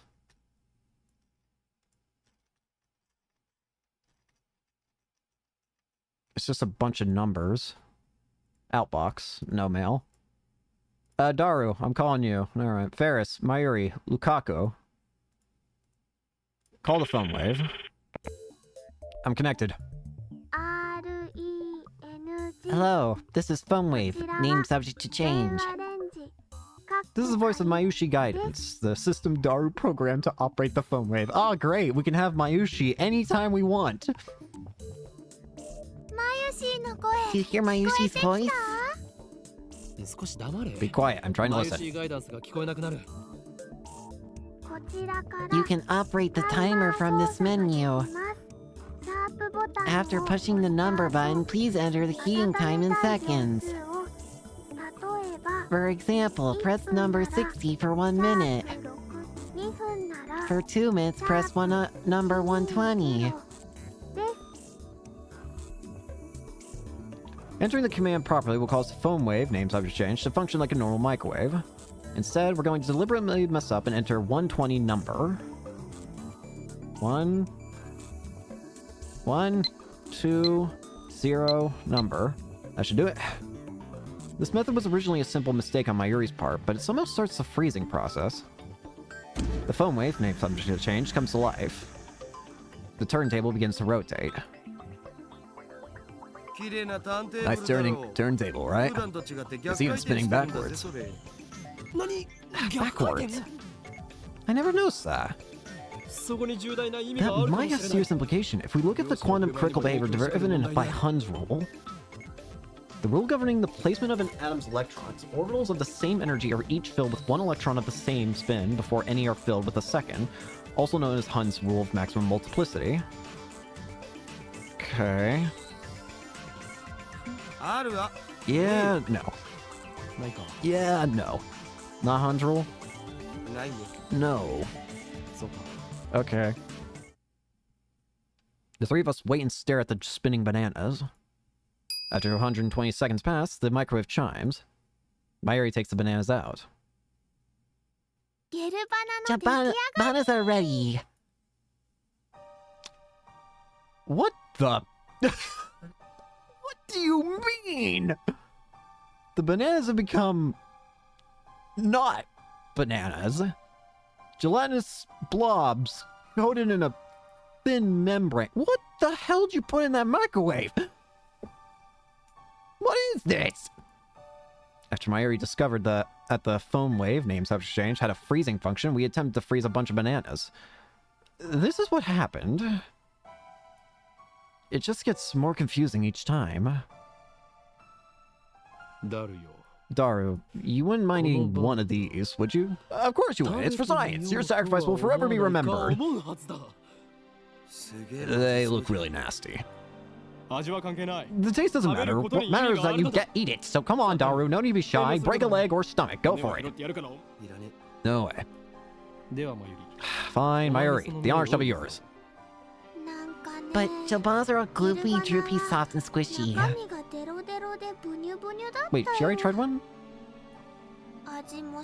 It had no flavor and wasn't tasty at all. What is... Does she genuinely have... Do you have no survival instincts? Gloopy, droopy, soft, and squishy. Daru, what do you think of that? Soft and squishy bananas, huh? Soft and squishy banana.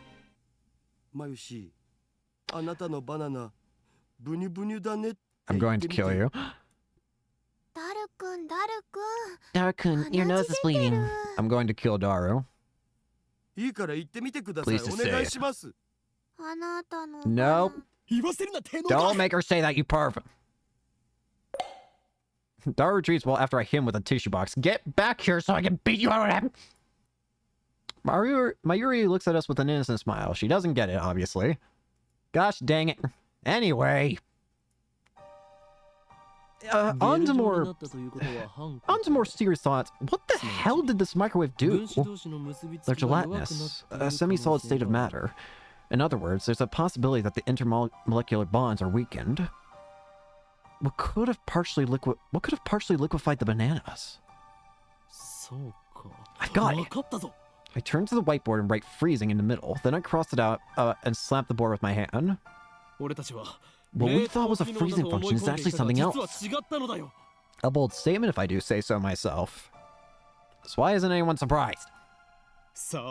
Now's the time to shout. What do you say? Come on, don't be shy. The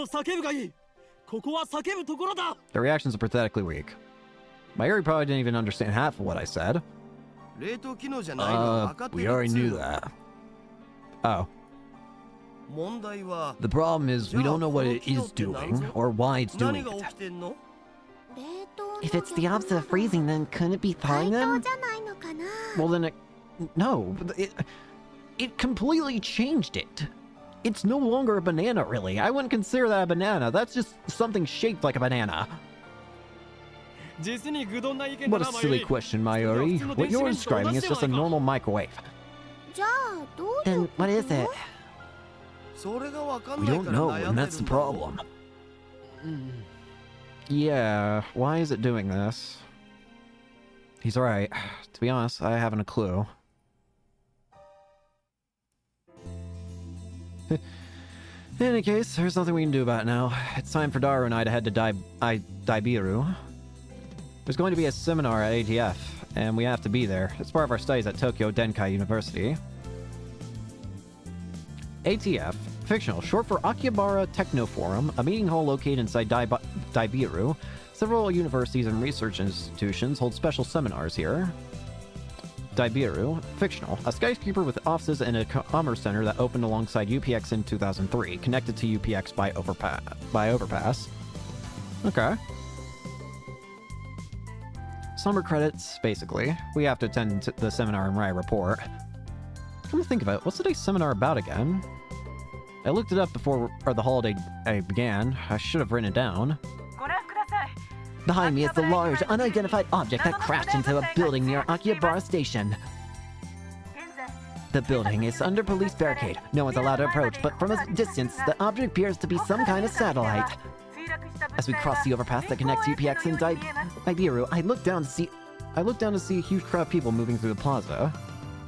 There are even some garishly dressed young men and women, sort you don't usually see in Akiba. Everyone is walking towards the main street, which is still cordoned off. Daru, aren't you going to check out the Radicon? What the? No point. Can't get close. I've been following the news online, though. There's already 100 threads about it on the channel. It's huge, man. Mayuri. You know, I'm really sad about dropping the Upa. It's worse than last year when I missed buying Fatty Garo Froggy. Feel your pain. That thing was worth a fortune. Our precious research fund, ORS. That's the one from last year, right? I thought you were interested. I'll send this one.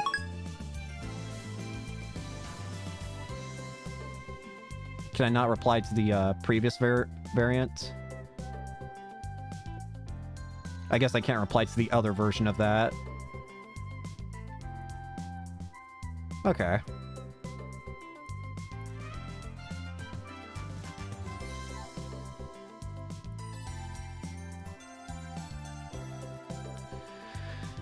Alright. Oh, so that's why he was staring at his phone earlier. We enter Daibiru and take the elevator to the 5th floor, or ATF Assembly Hall. Man, feel that AC. I'm alive! Unlike the lab, Daibiru has air conditioning, yet another reason for our diligent participation in the seminar. About the phone wave name subject change, I might have found our answer. You know, if that name to subject change thing is really annoying. I won't give in that easily. Even if no other lab members use name subject change, I will carry on until the day we decide true name. Now's not the time. So, what's your latest ridiculous theory? What do you mean ridiculous? My genius brain considers every possibility, even those a lesser mind would say break the laws of nature. Don't you dare call that ridiculous. So basically, you're just pulling stuff out of your ass. You can't call that science. Daru, I have a hunch that the foam wave name subject change may be the key to opening Steins Gate. How's that? Steins, what? You lost me back in ridiculous, man. Steins Gate. A chime signals our arrival on the 5th floor. The elevator door opens slowly. As we step out of the elevator, I bump into someone. I quickly grab the person's shoulder to keep them from falling. I'm sorry. What? Huh? It's you. It's a girl. And I recognize her. You... Impossible. Chills run down my spine. I stare at her face in disbelief. I saw this girl just 3 hours ago. And she was dead. Makise Kurisu. Is there something wrong? Kurisu frowns and tries to back away. I don't let go of her shoulder. My grip tightens. Ow! You should be dead! Why are you here? And you were even... There isn't a single blood stain on her clothes. And they're the same ones she was wearing when I found her. Only a serious wound could have produced that much blood. Yet, as far as I can tell, she's completely uninjured. Not a single scratch. Hey, that hurts. Let me go. Ow! Kurisu pushes me away. Then she shoots me a wary glare. I realize that I'm gaping in disbelief. What's wrong with you? You're okay. But that's impossible. Someone stabbed you. I saw you lying in a pool of blood. That again. Daru interrupts. Wait, there's something strange about what he just said. What do you mean again? I mean, you sent me that email like a week ago, right? I sent you an email? Don't be ridiculous. I saw her dead just 3 hours ago. Hey, could you not talk about me like that? I'm perfectly fine. You know, that message was kind of weird. It was dated a week after I got it, which means it came from the future. It came from the future? That sounds like something you read on the internet, Daru. It's rare for you to talk about ridiculous theories. No, the date was definitely a week later. It came from, the 28th. Wait, that's the day. Daru pulls out his phone and shows it to me. He's right. The email was sent from my phone.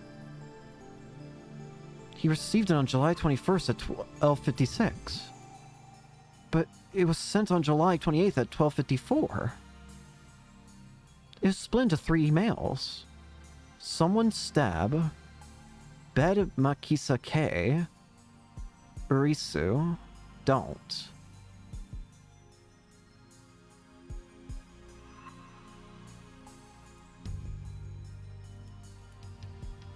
Why would I send such a short message in 3 parts? Someone stabbed Makisa Kurisu. Don't. Someone stabbed Makise Kurisu. Don't. What? And it looks like the 3rd email got cut off. I do recognize the content, though. This is the email I sent you 3 hours ago. But I sent 1 mail, not 3, and there should be more text. Did Daru really get this a week ago? Interesting. Suddenly, Kurisu is standing next to me, peering intently at the screen of Daru's phone. Oh, right, the email's not important. Well, maybe it is, but not right now. The real question is, why is she still alive? Is she an illusion? No, an evil spirit? Am I haunted? I don't believe in such unscientific drivel. I am a mad scientist. I timidly reach out to Kurisu's face. My fingertips stroke her hair. Feels silky. Quite the cuticles. Substance. She has substance. Of course she's not a ghost. How silly of me. Okarin, I don't think that's a good idea. I poke Kurisu's cheek with my fingers. Such softness. Dead bodies don't feel like this. Not that I've ever touched one. Hey. Wait a minute. We already touched when I bumped into her coming out of the elevator. I even grabbed her shoulders before being pushed away. And I still doubt she had substance. That's just proof of how confused I am. If she's alive, then what did I see back at Radicon? What was that scream I heard? Were they hallucinations? Just like the mass disappearance? That's right. She was stabbed. Maybe she's just hiding her wounds. This requires further investigation. Stop it! I grab the hem of her blouse and slowly lift. Are you trying to get yourself arrested? I just want to know the truth. Straight. Stop it! What truth, you parf? You stupid? Want to die? She pushes my hand away. Luis-chan's famous line for the win. Daru shouts something silly, but I ignore him and impress Kurisu. The main heroine of the anime The Familiar of Ten is Tsundere. Her voice actress is the Queen of Tsundere, Sumiya Rai. I know what I saw! No way. You see my under... Kurisu's face turns bright red. She pulls her blouse down. No, you fool, not that! Earlier this afternoon, after Dr. Nakabachi's presentation, someone killed Makisu Kurisu and left her in a pool of blood. I carefully explained everything that I saw. Wait, Dr. Nakabachi? What are you talking about, Okarin? Dr. Nakabachi's presentation was cancelled. Cancelled? Yeah, because of the satellite crash. Something's wrong. Our stories aren't matching. It's the same thing that happened after I saw the mass disappearance. My story didn't match mine. I need to know. Am I caught in some sinister plot? Is this our organization conspiracy? Excuse me, my name is Kyuen Kyoma. Really, man? You're hopeless. Okay, Kyuen-san, I'd like to hear your story in more detail. Japanese employs a system of name suffixes that define the speaker's relationship to the addressee. The common honorifics are as follows. San, the most common honorific, used with strangers, people of equal status, and in general whenever one needs to be polite. When used after the given name, Kyuma, like Kyoma-san, it indicates a closer relationship.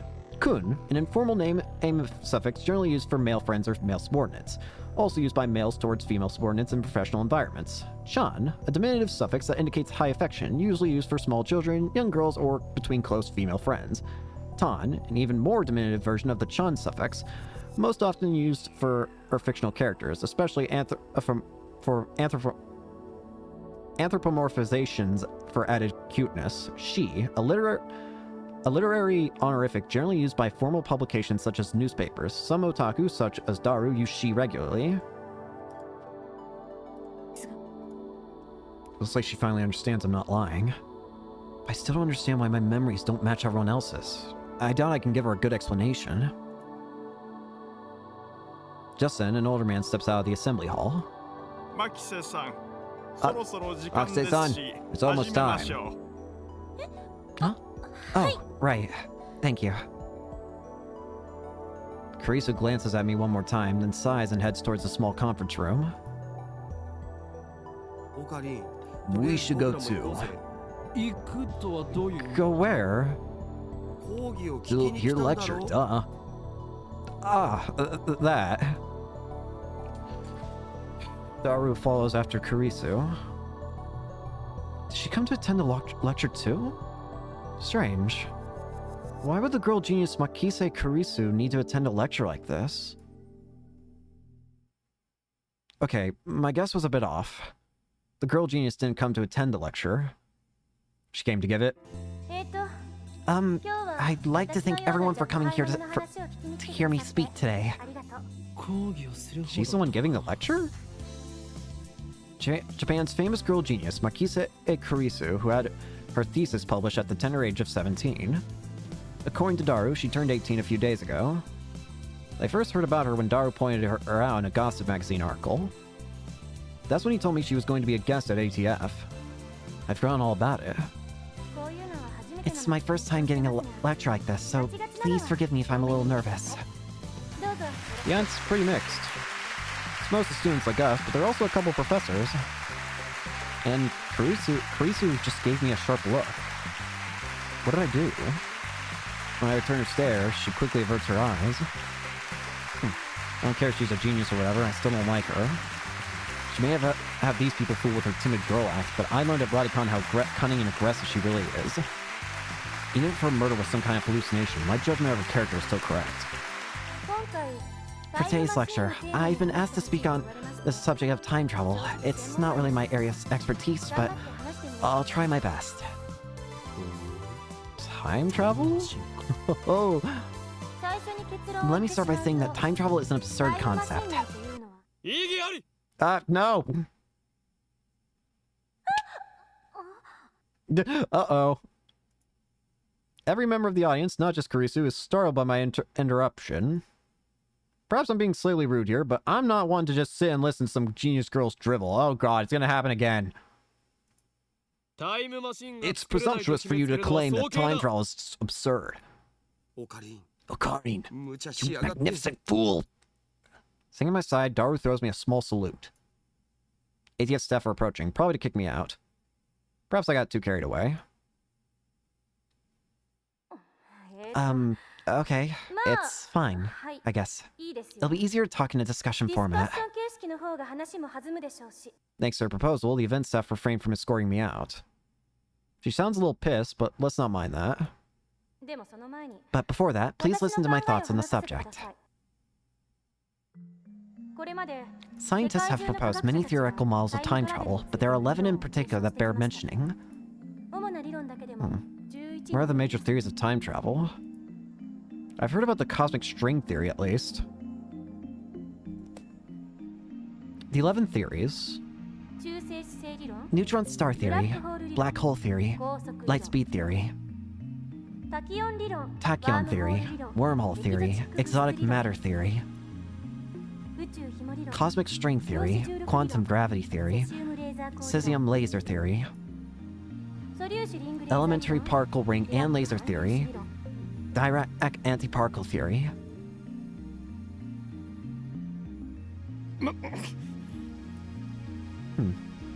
Not bad. Maybe Makisu Kurisu is a worthy rival after all. However, all these models are purely theoretical. Some of them even contradict each other. Well, what if someone comes up with a 12th model?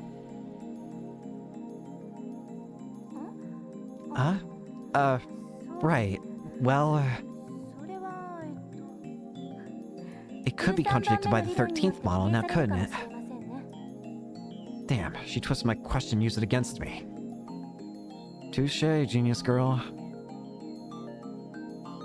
Suddenly I feel eyes on me. Some puffed up professors are giving me hard looks from across the room. Maybe I got too carried away. I don't want to risk losing my credits. I should back off for now.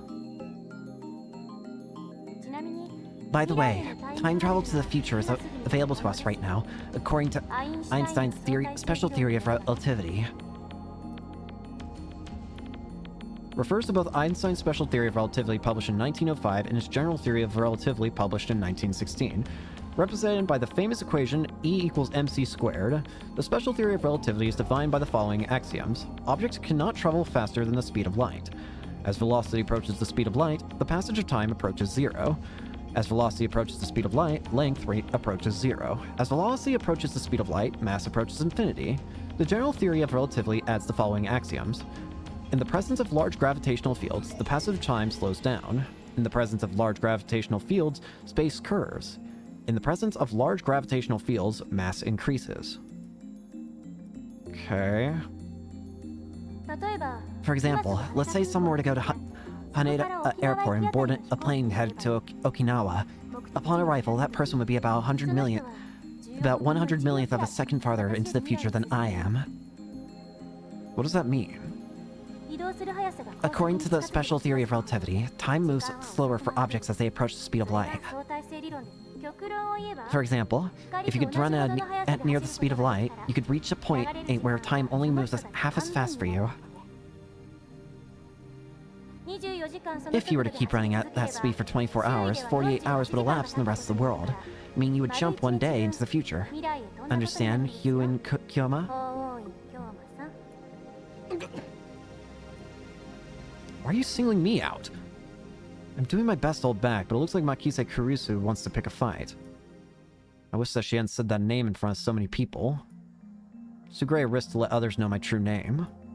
But that's not really time travel, is it? Now Professor calmly makes an objection. True, Makise Kurisu's example isn't strictly time travel per se. But I never expected an older man, a professor at that, to refute an 18-year-old girl. Maybe he's just testing the genius girl's resilience. Yes, you're right.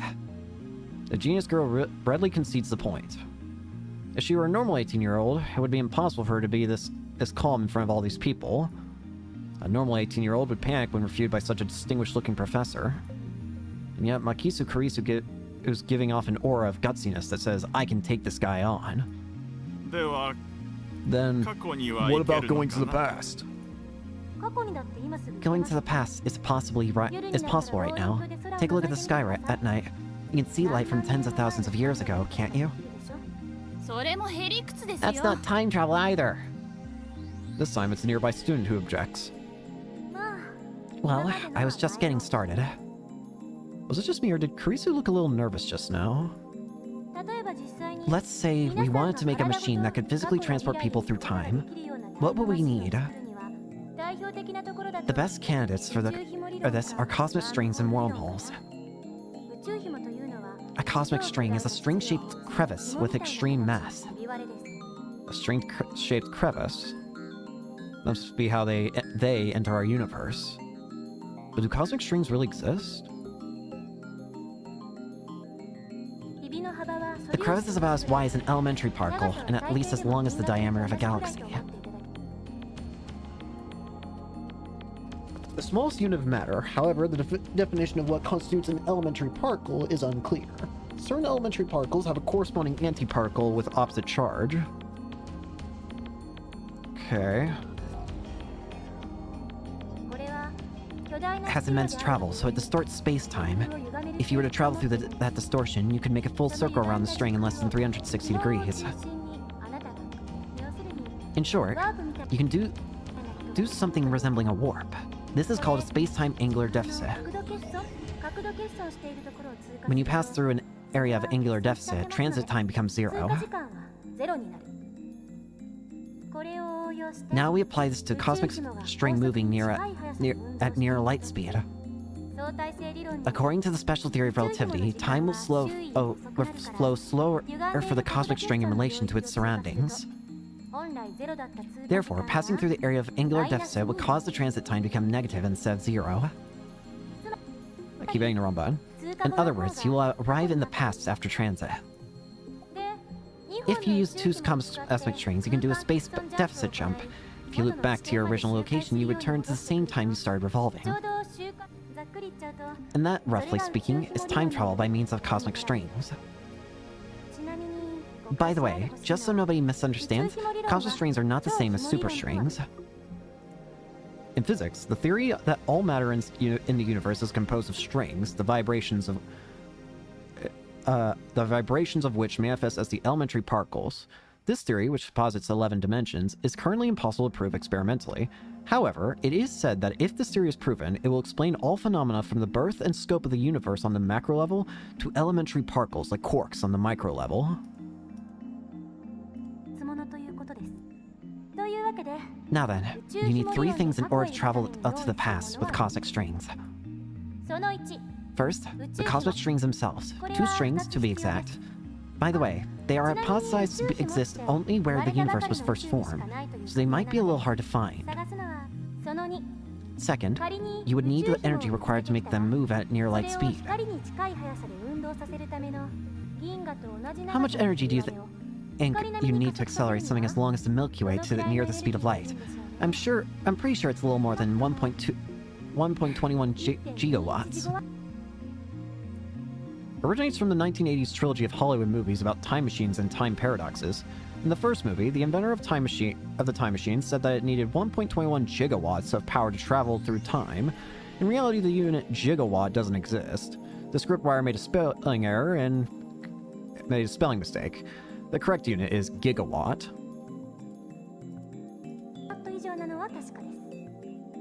This earns a few chuckles from the audience. Third, you need a spaceship capable of reaching these cosmic strings and returning, with the time traveler alive, of course. What do you think, Huin-san? Care to take on the challenge of cosmic string time travel? Like that's even possible. And why the hell is she addressing me? I wasn't even the one who jeered this time. Looks like Huin-san doesn't want to take the challenge. In that case, let's consider wormholes. They may be a little more realistic than cosmic strings. By the way, Huin-san, do you know what wormholes are? No, don't ask me. I'm trying to hold back here. Since I've been unchallenged, though, I can't leave the question unanswered. It's like a shortcut through space, right? Yes, that's correct. Phew, I got it right. I sigh inwardly in relief.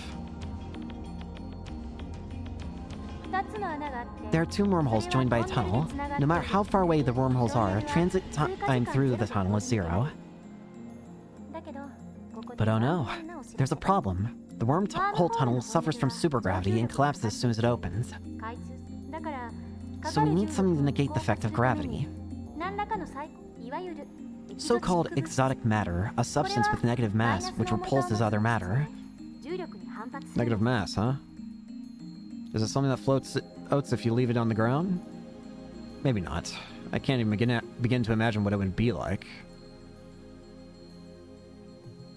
Kurisu raises her right fist. Say that the wormhole tunnel is being squished by an invisible fist. In order to pass through, you need something that could oppose my fist's grasping force so that I can't squish anymore. Kurisu opens her fist.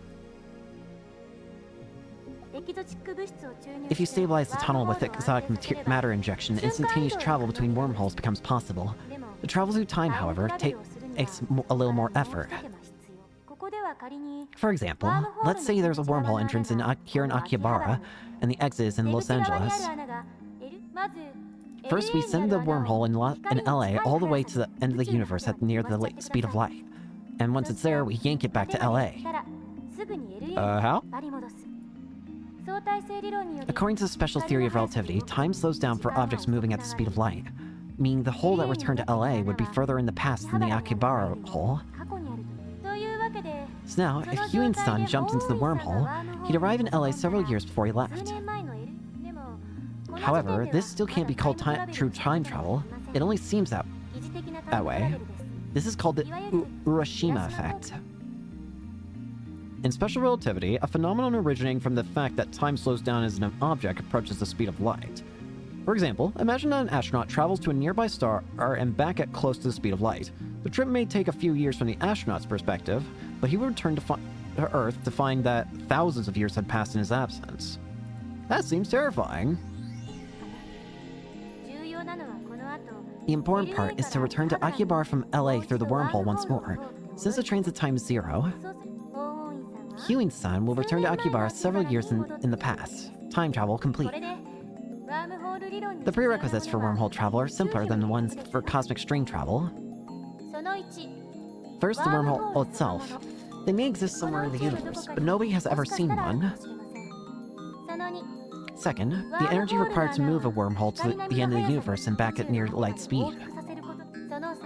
Third, exotic matter, which, by the way, has not been confirmed to exist. So implementation of either one would require a ridiculous amount of effort. Now do you see what I mean when I said that time travel is an absurd concept? Time travel theories are all just thought experiments. Not one of them can create a viable time machine. That is my answer. Isn't there anything simpler? Like something you can pull out of a drawer and just use or something? I'm afraid not. A firm declaration. This is the limit of modern physics. I can't say how it might change in 10 years, though. Besides, even if someone did overcome the logistical requirements, there may be other factors that prevent time travel from working. And that's because fundamental problems concerning the principle of causality have not yet been solved. A scientific and philosophical principle that states that every event has a cause, and it is by that event that an effect is produced. The theory of relativity is founded upon this principle. However, quantum physicists have observed microscale phenomena that do not appear to obey the principle of causality.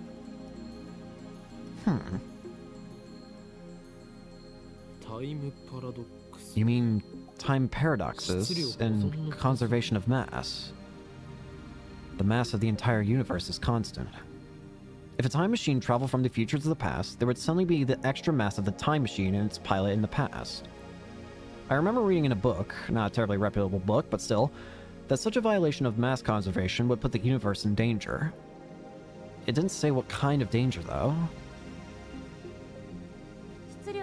If you think that conservation of mass applies to macro systems like the universe or microsystems like atoms or elementary particles, you're mistaken. What? Is that true? She's laughing at my reaction. How mortifying. Conservation of mass only applies to chemical reactions. It doesn't hold in modern physics at all. Something can come from nothing. Ah, that's pretty amazing. Then what is the problem? The time paradox of time paradoxes. In other words, the grandfather paradox. Oh, the thing where you kill your own ancestors before you were born? As long as this paradox goes unsolved, time travel can never be realized. Never. What if you just don't kill them? You can't think of it like a sci-fi movie. It's not just about your family tree. There are far greater dangers than that. Really? It doesn't seem that dangerous. Any paradox, no matter how small, would cause a total collapse of causality, relativity, and every other physical law in existence. Paradoxes are nothing more than thought experiments. They cannot occur in reality, and they should not. Nothing that has even a 0.0000001% chance of causing a paradox can happen. The universe won't allow it. Wouldn't you say this is the logical conclusion? There may be loopholes, but like parallel worlds or the self-consistency principle, but those seem too much like fantasy for me to accept. I grind my teeth. When I see Kurisu looking at me with her composed expression, I avert my eyes. Thus I have no choice but to concede. Makise Kurisu truly is a genius. I ended up listening to all of Kurisu's lecture at ATF. After the time travel theories she introduced at the beginning, she explained the rest with equal eloquence. She seemed a little nervous at first, but that quickly changed as she spoke. By the end, it was an impressive lecture, so impressive that you wouldn't think it was an 18-year-old's first time. She did well enough to respond to my malicious questions with sarcasm. She got guts. Wait, why am I praising her? Leaving that aside, I saw Makise Kurisu dead, and yet she is alive. My memories don't mesh with reality. And not just about Kurisu, my conversations with Daru and Mayuri don't make sense either. Everything would be solved if I just told myself that what I saw was a dream, an illusion, it never happened. But never say never. This leaves us with no choice. After parting ways with Daru at ATF, I head to Yanabayashi Shrine. I need to get exercise. I seriously doubt that Makise Kurisu at ATF was a ghost. Regardless, it's natural to seek an exorcism after such an experience. I'm Japanese. It's in our blood. The Anabayashi Shrine is located on the other side of Anda River. To find it, enter the first side road after crossing Monsebashi Bridge. It's a very small shrine that doesn't fit with the surrounding multi-tenant buildings. Kanda Myojin is the more famous shrine in Akiba, but I deliberately chose this one. The shrine is so small, you could easily miss it if you weren't looking. Regardless, I can hear the chirping of cicadas from the few trees growing here.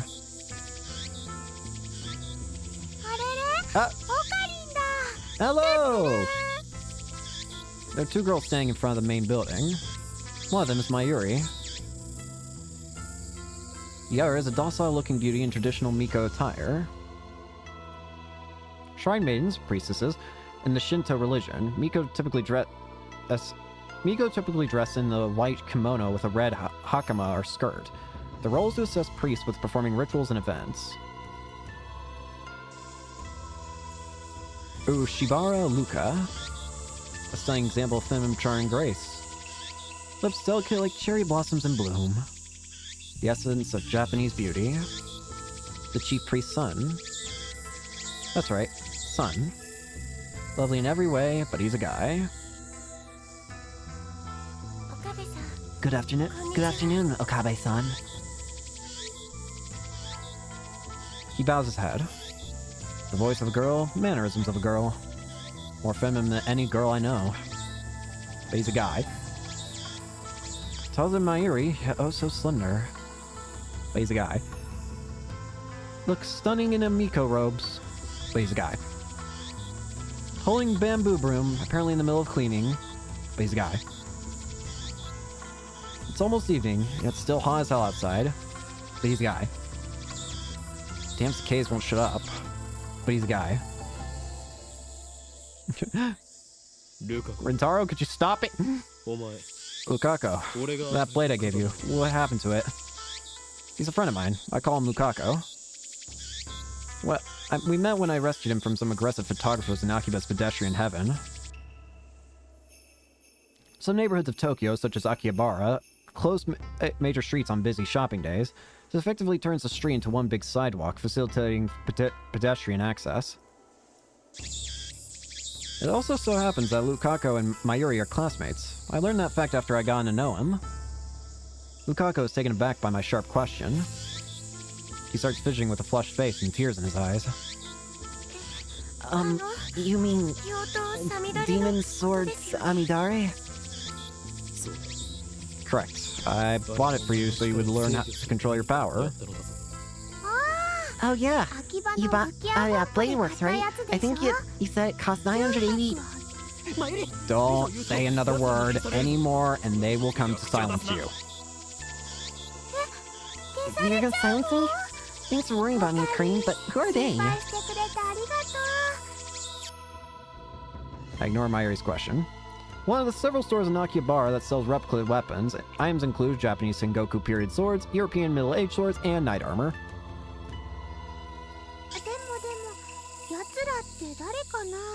So, Lukako, are you making sure to practice with Samidare like I told you? Yeah, I do practice swings once a day. As long as you carry it and master the stations on a school of swordsmanship, you can prevent the dark flame inside you from consuming your soul. Demon Sword Samidare may be an imitation sword, but that is the only the form it takes to hide from the world. When one worthy to wield it appears, it unleashes its true power. It was on sale for only 980 yen, tax included. Thank you, Okabe-san. It was a wonderful present. My name isn't Okabe. It's Okarin. I'm sorry, Hyoma-san. As long as you understand. Now, speak the words. Elsai Kongaru? Oh, no, not Kongaru, Konguru. Yes. Sai Kongru. Did I get right? Lukako smiles happily as I nod. Thank you. Such a lovely smile. Don't stop it! But he's a guy. Stop saying that! Such a beautiful master or disciple relationship. Mayushi's not from Joshi, but she's getting a little excited. Excuse you? Term for female otaku with particular interest in yaoi or works of fiction that depict homosexual relationships between men does not apply to female otaku in general. Thank you, Mayushi. Huh? Mayuri-chan, please don't imagine such things. Jeez. Though we do have a master-disciple relationship. I, Hugh, and Kyoma have gone to great lengths to I mean teach Lukako about the evil conspiracies that rule the world and how to resist them. That stuff about demons towards Samidari is part of that training. Looks aside, Lukako is a very obedient and hardworking. Plus, he's always eager to learn new things. A master couldn't ask for a better disciple. Though he does have the weakness of not catching on too quickly and being too shy. Whoops. What are you doing here, Mayuri? I came to see Luka-kun. Komima is coming up next month, and I want him to cosplay as Kirari-chan from Rainet, but he won't say yes. The heroine of Rainet Akaru, her full name is Nishimura Kirari. She is a small and athletic girl in 5th grade. She is also cute and has a good personality. Basically the perfect girl, passionate about fashion, hates mushrooms. Comic Giga Market, a massive otaku event held twice a year at Tokyo Big Sight. Every Kamima, thousands of artists gather to sell their creations, which range from erotic manga based on popular anime to original figures, music, and games. The next Kamima will be held on August 15th. But cosplaying... That's just too embarrassing for me. But I'm sure you'll look great in it. Afraid someone this cute can't be a girl. It's really popular, you know. Come on, make your cosplay debut. It's an unwritten rule to use this phrase whenever you see someone who looks like a cute girl but is either an unspecified gender or actually a boy. This expression is also used sarcastically with boyish-looking girls. Okay. Mayuri's hobby is making costumes. She's made at least 30 so far, but it's rare to see her for her to wear one herself. Instead, she seems to get her kicks from seeing other people wear them. And it looks like she's chosen Lukako as her next target. Naturally, the costume Mayuri is currently raving about is for a female character. Normally, I would understand why a man wouldn't want to dress like a girl, but come on, Lukako has no problem wearing Miko robes. Why should cosplay be any different? But whatever, I have business to take care of. Save the trivial stuff for later. That's really important to Mayushi. And it's trivial to me. Anyway, Lukako, there's a good reason for my being here today. I need you to perform an exorcism. An exorcism? Then I'll go get my dad. Please, what? No, it's nothing that serious. I just need some peace of mind. That's why I came here instead of Konda Shrine.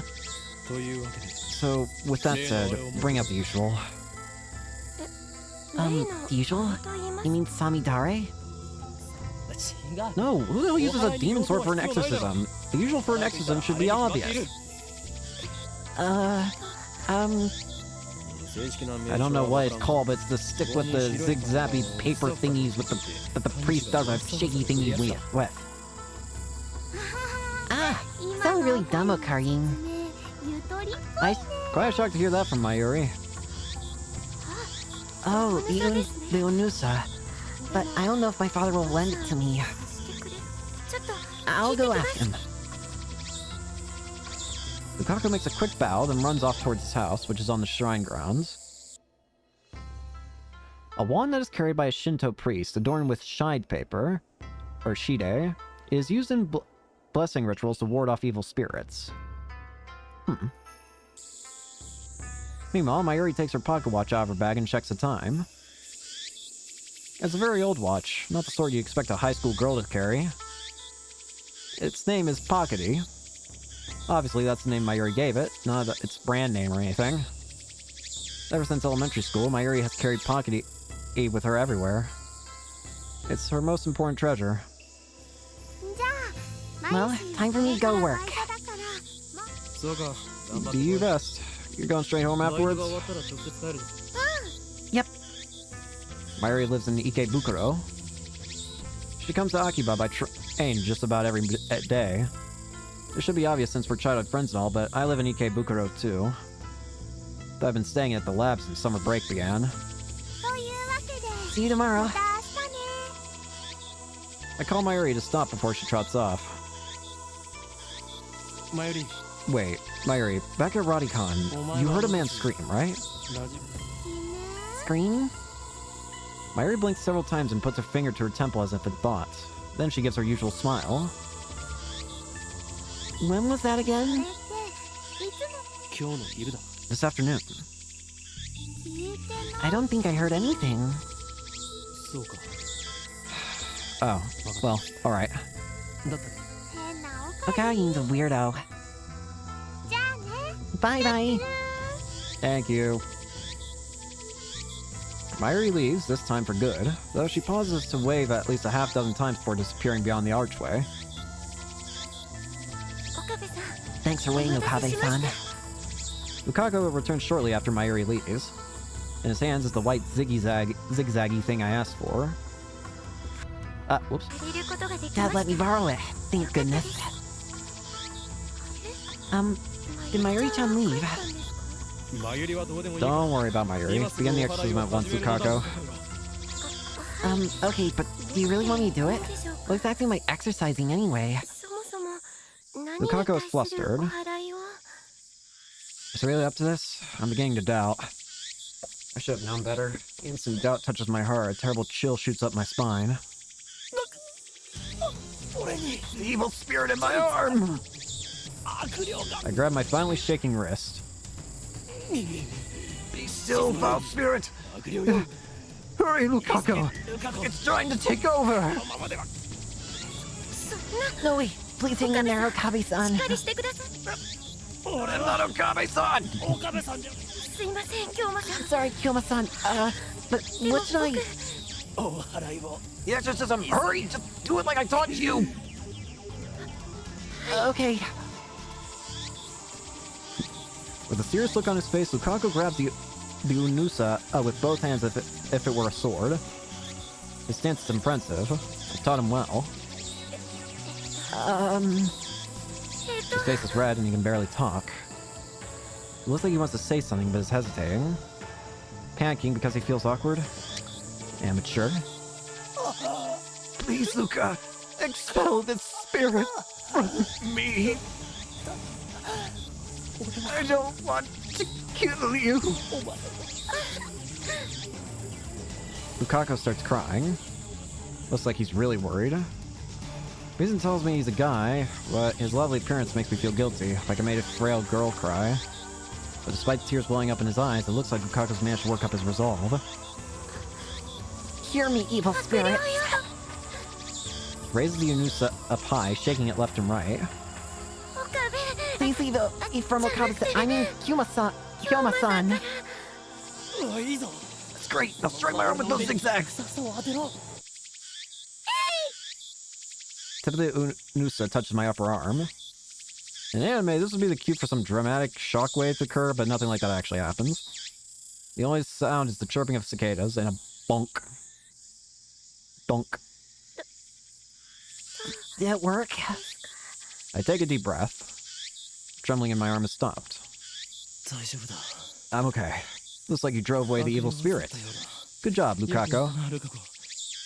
Lukaku sighs in relief and blushes. I'm glad I was able to help. His shy smile really does make him look like a girl. After I get back to the lab, I take the broken TV down to the Brawn Tube workshop for repairs. Daru and Mayuri have already gone home, so I have to carry the TV down the narrow staircase by myself.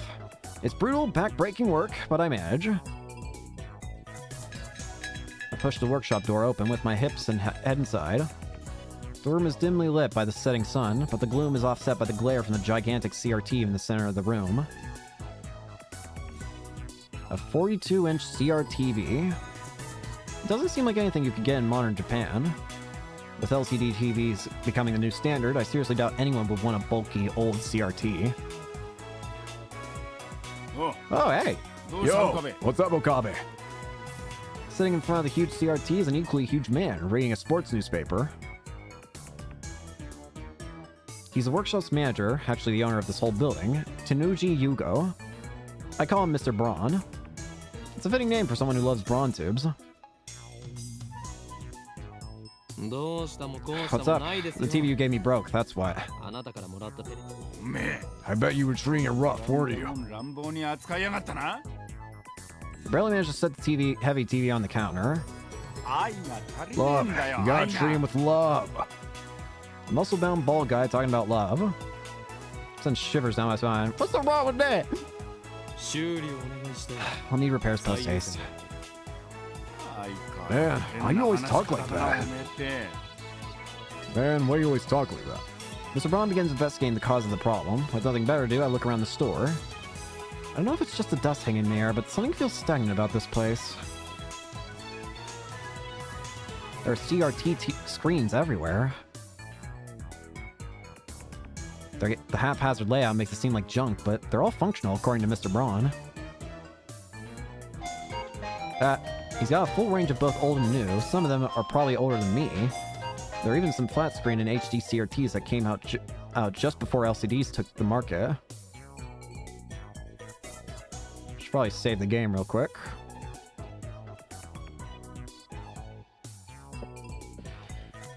Alright, you've got mail. You know, I'm really sad about dropping my Oopa.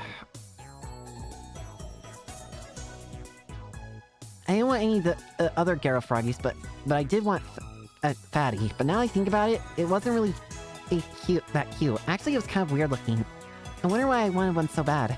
Yeah, I just realized that it kind of looks like Daru-kun. Do they even sell Garo Froggies anymore, or just the body, right? No comment on Daru's face. No, I ain't gonna do that to Daru. Do they sell them?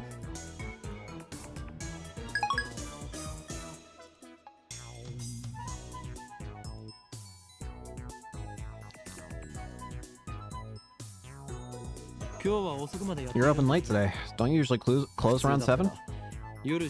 Crowds in Akiba thin quickly at night. All the major electronics stores close around 8 or 9 o'clock. And then, as if the liveliness of the day was simply a lie, the town goes silent. I'm expecting someone. You mean that chipmunk of yours? Don't be calling my little girl a chipmunk here. The manager glares at me and takes a photo from his wallet. There's a picture of a young girl shyly making a peace sign at the camera. One might assume this muscle-bound man to be some kind of pervert, but the girl is actually his daughter. She's about 12 years old now, I think. His love for her is second only to his love for CRTs. Or was it the other way around? I see her in the store every now and again. What was her name again? If you touch Nae, you're dead. That's it, Nae, a rare name that means to braid. She pops up at the store now and again, so we've interacted with her before. And by we, I mean Mayuri, since she's the only one Nae gets along with. Nae always hides when she sees me or Daru. I must admit, I'm impressed she can sense my aura of madness at such an early age. Mr. Braun makes a grandiose kissing gesture at his daughter's photo. Once again, shivers down my spine. But seriously, besides your daughter, has this workshop ever had a single customer? I've been renting the second floor for about 6 months, but I don't recall ever seeing a customer. I would be surprised if this place was actually making any money. Hey, customer.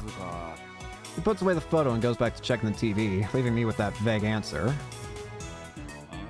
There's probably just a loose solder on the board. I can fix it. Really? Well, then by all means. Hold on, I'll get you an estimate. What? You're charging me? What'd you think? This ain't some charity. You're the one who gave us the TV. Yeah? So what? Never said I'd service it for free. Curse you. You have some gall to say that after foisting a half-broken piece of junk onto us. Oh, shut up.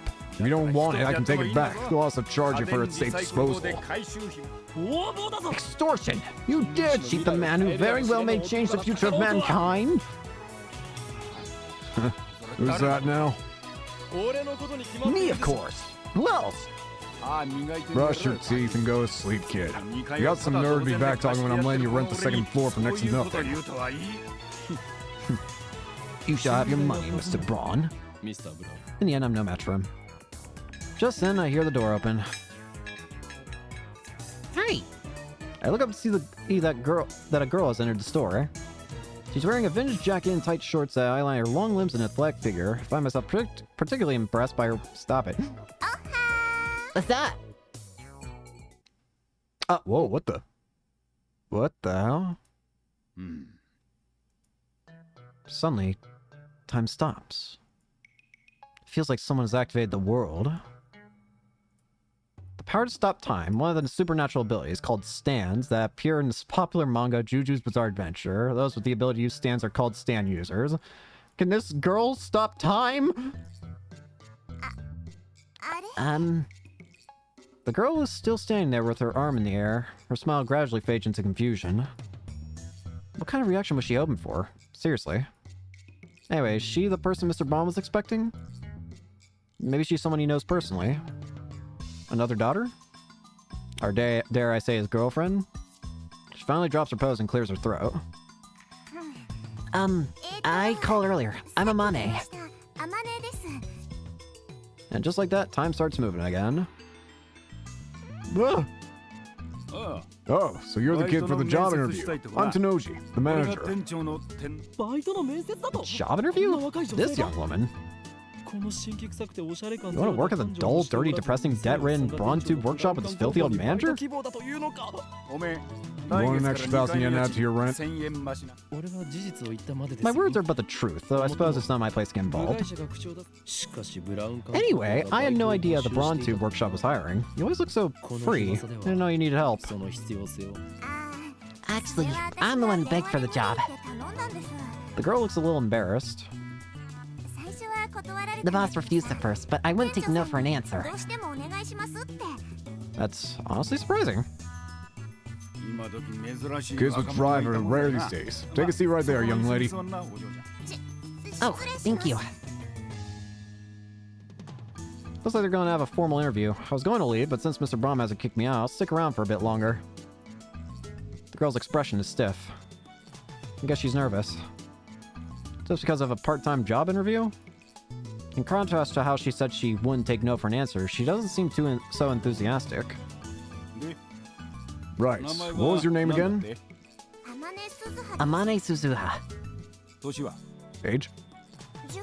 18. Same as me. Student? No. She shakes her head. Why do you want to work here? Because I love CRTs. You're hired. I knew it! Hired. You start tomorrow. Wait, what? Is this some sort of joke? Are we on camera? Thanks, boss. Finally, Amane Suzuha seems to relax. Then she looks at me. Who are you? You dare ask my name? Bash that thought from your head, girl. To learn it would place your life in jeopardy. Countless women have learned my name only to find themselves targeted the organization. Sarah in America, Claudia in Italy, Simone in France. I won't put anyone else in danger. Hey, stop pulling things out of your ass. He just doesn't understand my pain. This idiot rents the second floor. His name's Okabe Rintaro. My name is not Okabe, it's Yui. Quit it, or I raise your rent. I'm Okabe Rintaro. The girl stands up, places her hand on my shoulder, and looks at me with a serious expression. I don't know anything about this organization that's after you. But if you're ever in trouble with Okabe Rintaro, let me know. I can help with stuff like that. Huh? Excuse you? Stuff like what? necessary. I can hurt them so bad they'll never bother you again. Mr. Brown. Mr. Braun, I don't think you should hire her. Yeah, she might be a wild one. I'll fire her if she causes any trouble. Anyway, ignore that organization nonsense. It's all in Okabe's head.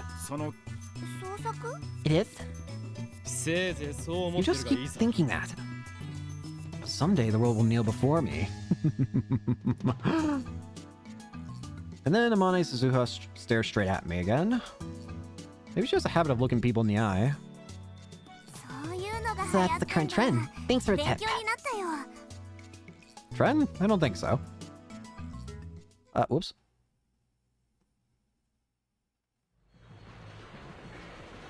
That's it. I see that on the top left. I feel like I should save.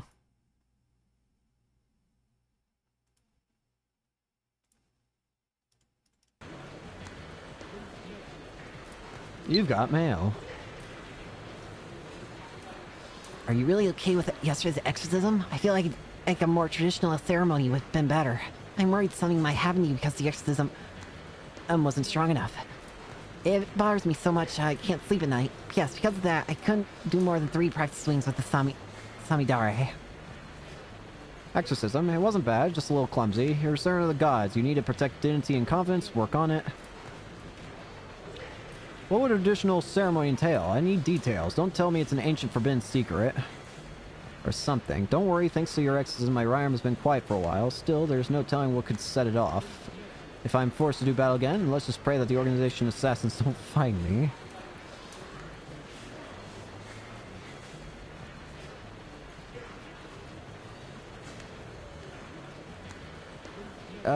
Let's see. I don't want to do the middle option. That seems a bit antagonistic, I feel.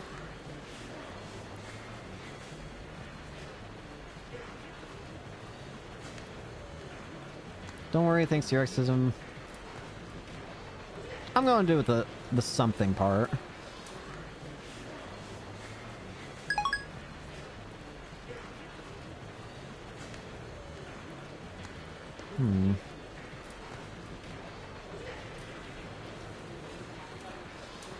So hot. I was at university all morning, so I returned to Akiba. The heat is now becoming unbearable.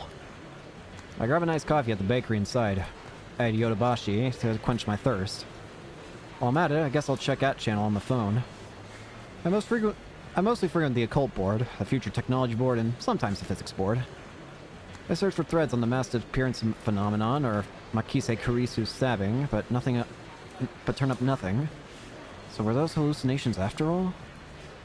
When I peek at the occult board, I find I'm posting in multiple threads from someone claiming to be John Tidor. Wait, John Tidor is back. John Tidor appeared on an American BBS 10 years ago, claiming to be a time traveler. He claimed to have traveled from the year 2036 in order to obtain an old computer, the IBM N5100. His claims started quite a storm among the BBS denizens. An American computer company, not only do they develop and sell hardware and software, they also offer service and consultation to enterprises. In recent years, they have made the latter their main focus. IBM invented floppy disks and hard disk drives. Tidor also made several accurate, if fragmentary, predictions of future events. The start of the rat war and the spread of the Creutzfeldt-Jakob disease, for example. Another name for the bovine spongiform encephalopathy, BSE, commonly known as mad cow disease, but only used in the case of human infection. Early symptoms include memory loss, abnormal movements, personality changes, dementia, and muscle stiffness. In severe cases, the patient may waste away for 1 to 2 years before dying of respiratory paralysis or other complications. Okay. To prove he was from the future, he explained the principles behind his time machine and provided pictures of its operation manual. But after about 4 months, he disappeared without ever revealing his identity. At one point, his predictions gained popularity even in Japan. Yes, he certainly did get some things right. But on the other hand, he missed several others. Some of his posts contradict each other too. That's why to this day, most people doubt his authenticity as a time traveler. So after 10 years of silence, that same John Tidor is now on a Japanese BBS? Ridiculous. It's obviously a troll. On the internet, to post controversial opinions or false information for the purpose of provoking a reaction.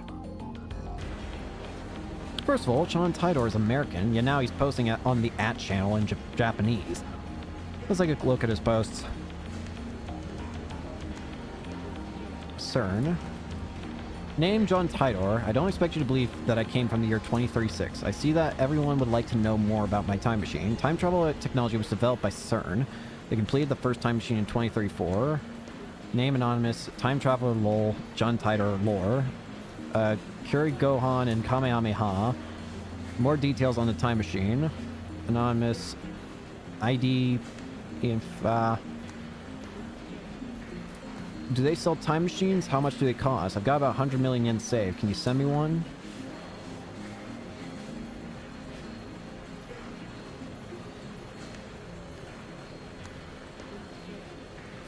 CERN has a monopoly on time machines. Not even the most powerful nations on Earth can acquire one, to say nothing of private citizens. CERN used their time machine for power. By 2036, the world has become a dystopia. There is no war, no conflict. However, that is a false peace founded on a complete eradication of liberty.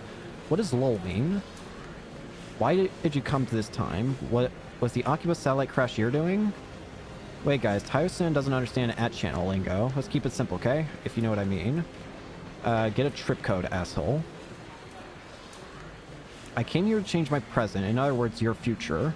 My mission is to destroy CERN's dystopia and restore freedom to the world. This is a wonderful time you're living in. Everyone is free, but you will lose it all in just 20 short years. It is vitally important that you understand what the future has in store. What is a trip code? I might get one if you tell me what it is. You have said only CERN has time machines. You have a time machine. That must mean you're working for CERN. Therefore, your goal can't be to destroy CERN's dystopia. You're a fraud. QED. What's a dystopia? How can CERN take over the world in just 20 years? Look at the Middle East. You've been reading too much manga if you think you can get those guys to stop killing each other. Who asked you to change the future? Are you trying to play God? If they're promising world peace, then I, for one, welcome our new CERN overlords. My time machine is a prototype reverse-engineered from stolen CERN technology. Compared to their time machine, its capabilities are quite limited. In 2036, the world is ruled by a single all-powerful governing body. They control every aspect of our lives, deciding what we will eat, where we will live, and whom we will marry. There is no privacy and no choice. Anyone who dares oppose them is eliminated. There are no trials. In movies and small changes to the past cause huge changes to the future. You've already changed the present by coming here.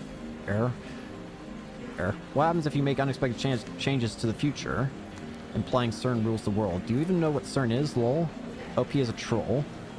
So if we find his dad and kill him, then his time traveler will never be born. We won't have to listen to this bullshit, am I right? I want to know if you can meet your past self. Can you have... Stop it! We're talking about the so-called grandfather paradox that has been debunked. The world line has a divergence of that compared to the world line I came from. Killing my father would alter divergence, creating a world line where my father is dead. However, it would not erase this world line. I would go on existing. CERN is a particle physics research institution that hasn't changed in 2036. It's possible to meet your past self. The prevailing theory in my time is that nothing would happen. I, however, haven't met my past self. If you're really a time traveler, then fucking prove it. Post time machine pics or get the fuck out. Many worlds interpretation? Whoa, slow down, bro. Research institution taking over the world. Lol, what? I do not feel the need to prove that I am what I say I am. I'm only posting these messages on a whim. My mission comes first. What are world lines? Can you meet yourself from another world line? What happens if you do? Late reply. A trip code is a way to identify posters. Put password after your name. Lol, backpedaling. World lines are like an infinite number of rivers flowing in parallel. Along the way, they are constantly branching out into new world lines. This is called divergence. For example, whether or not you post this on this message board has practically no effect on this world line's divergence. But if you were murdered, let's say, then divergence would change. However, it would only change about that small amount, if that. A single human being's death is not terribly significant on a global scale. Wars, disasters, acts of terrorism, and other events that cause widespread death and destruction have a much greater effect on divergence. Thanks for telling me about trip codes. I'll make sure to use this one from now on. I'm starting to get tired, so let's pick up again tomorrow. It's been fun talking to everybody. Looks like they've already made an archive of these threads. Dystopia, the complete opposite of a utopia. For example, a completely regulated society in which most people are denied privacy and freedom. CERN, a French acronym for Société Europeenne pour la Recherche Nucléaire, or European Society for Nuclear Research. The world's largest elementary particle physics laboratory, located on the Franco-Swiss border near Geneva, has a bank, a library, a post office, and a dorm on the premises. Scientists from around the world gather at CERN to research particle physics. Of course, they have been in sites dedicated to John Titor for years now. This post closely resembles what the original Titor wrote 10 years ago. I've read one of the books on Titor, that's how I know. This new John Titor is clearly an imposter. There are many Titor fanatics on @channel. He's not exactly a household name in Japan, but I doubt anyone would fall for this level of trolling.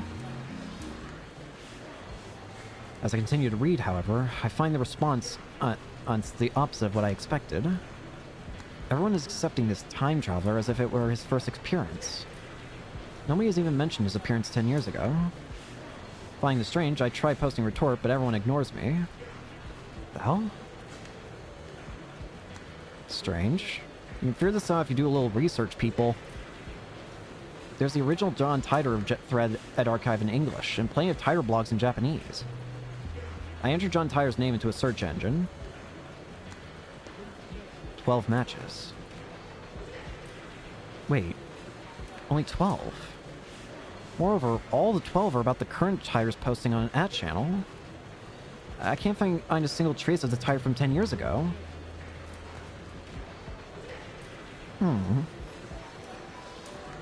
That's curious. So, we've definitely changed the future we've definitely changed reality in some way already once with that one message that prevented Makisa's death. But it seems I've had another interesting effect, oddly enough, where not only is Makisa alive, but it seems as though John Titor didn't appear in the past from 10 years ago. But why? Now that I think about it, one of the reasons during that presentation and with the guy, we mentioned Rintaro mentioned how he was a fraud because he was just copying from John Titor or whatever. But I wonder, could it be some sort of result of like, would reality need to be changed in a way where John Titor could, where like the whole reason for the presentation was like deleted or something? I'm not sure. Though it said the presentation was still going to happen, it was just interrupted by that satellite. So why would John Titor's existence from 10 years ago be deleted? Bizarre. This just can't be. I searched for information on Titor a few years ago. Back then, I got tens of thousands of hits. Is this search engine filtered? I started searching another site just to make sure, but it gives the same result. What is this madness? Feels like I've stumbled into another plane of reality. Could this be another organization conspiracy? These past 2 days, I've been surrounded by nothing but chaos and confusion. I'll call Daru. He'll know about Titor for sure. After I've talked to him about Titor before, I only vaguely remember the details of that conversation. I'm positive the conversation happened. By the time I dig my phone out of my bag, I no longer feel like making the call. Instead, I send him an email on the way back to lab. He replies with his location. By May Queen, he means May Queen plus Nyan unsquared, a maid cafe. Could I have called him?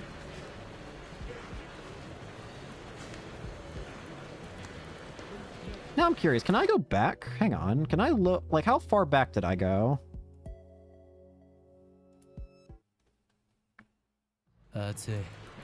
I'll have to skip a bit.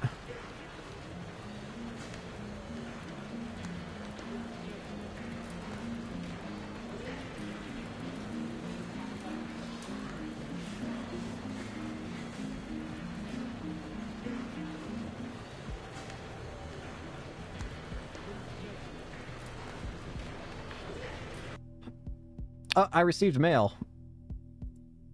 Oh, you know what it is? It's probably the mail that that technically I have to reply to for the first time, technically.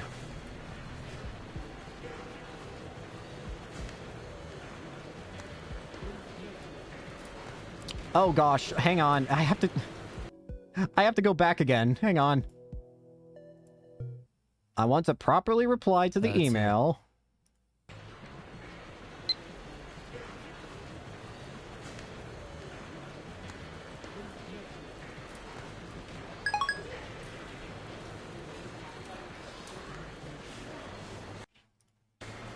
And I want to skip.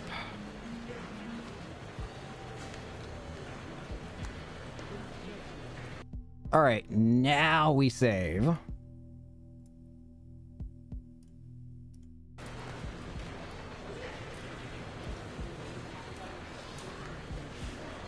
So, can I actually call? I can! Yeah. It's me. Report. Karin, can you drop the axe when you're on phone at least? Are you aware that John Tyler has returned? I have no idea what you're talking about. Where are you anyway? Are you coming to lab? I'm at May Queen plus Neon on Squared. Again? May Queen plus Neon Squared is a maid cafe in Akiba. A type of cafe where the waitresses wear maid uniforms, usually in the French maid style. They usually call their customers master. Patrons can talk to the waitresses and play games with them. But ultimately, maid cafes are for are restaurants, not bordellos.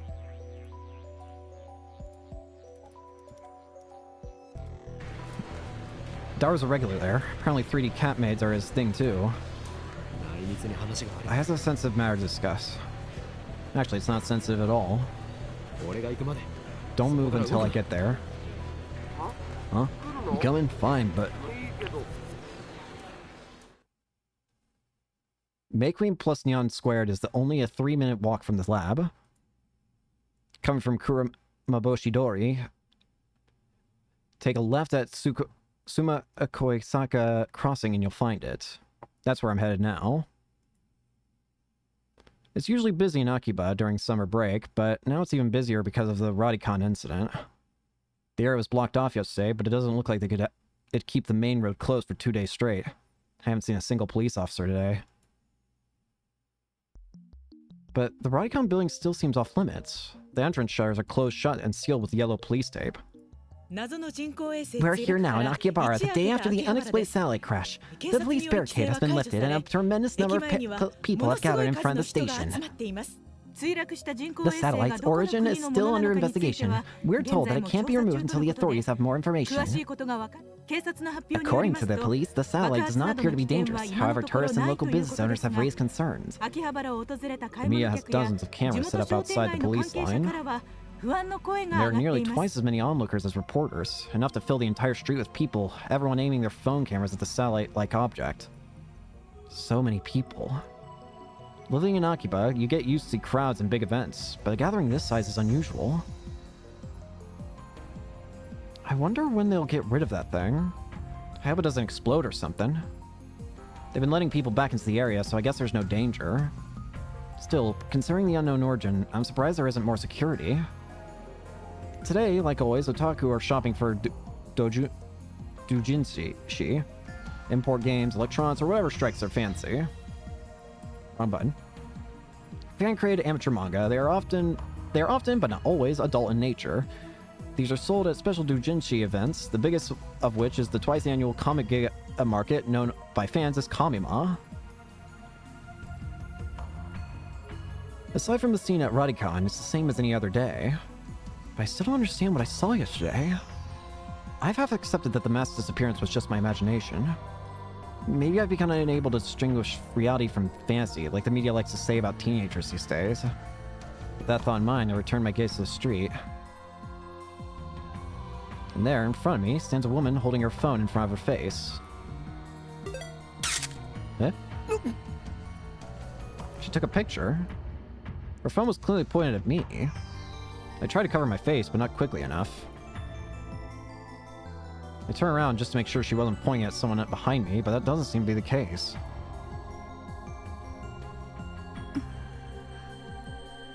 She's still staring at her phone. Without even glancing at me, she turns around and points her phone at some other pedestrian. Maybe she's just taking photos of everyone at the scene and not just me. But still, I need to have a word with her. The organization is after me, so I can't risk that photo getting out. Wait!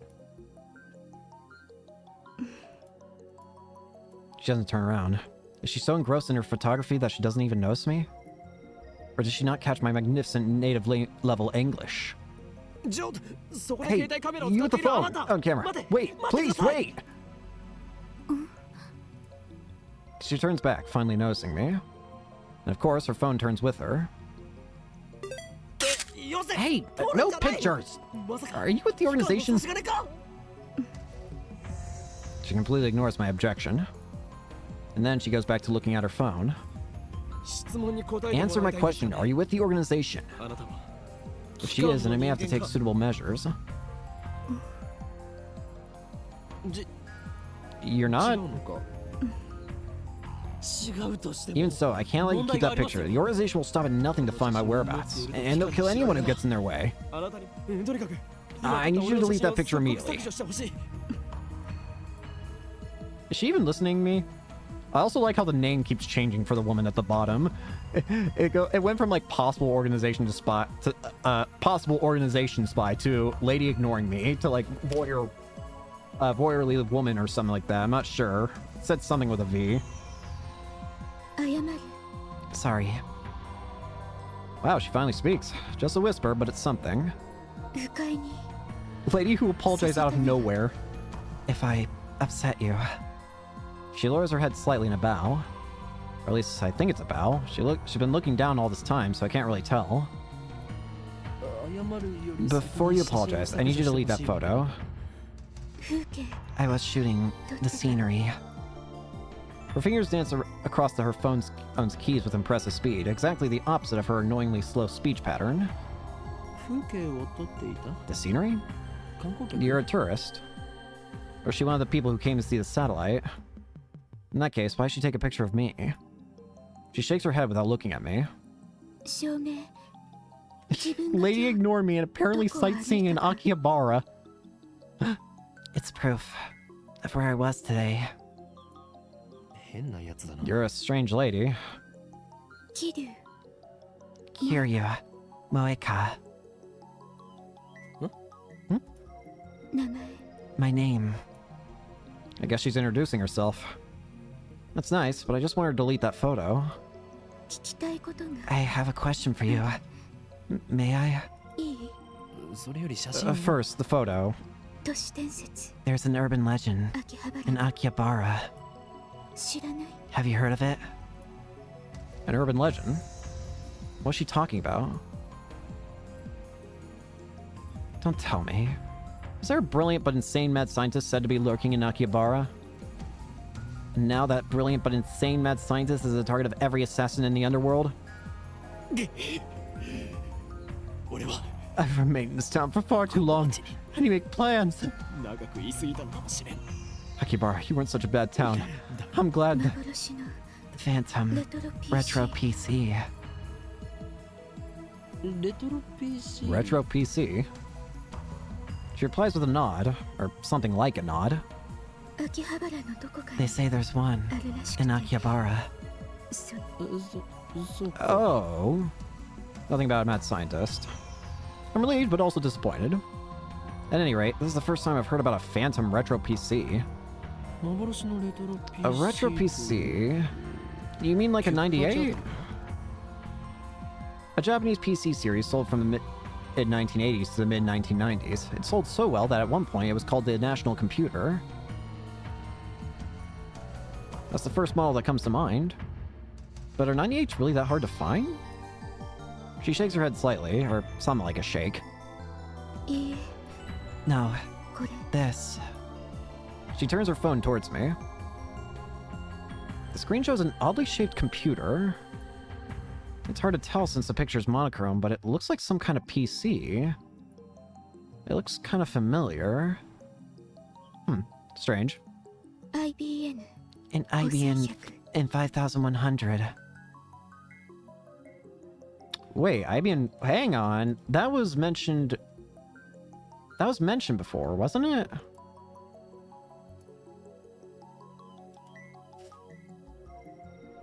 Where was it? It was... Was it CERN?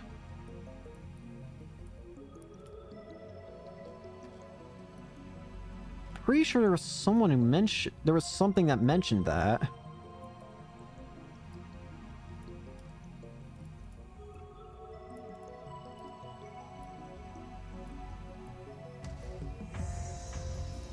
IBN.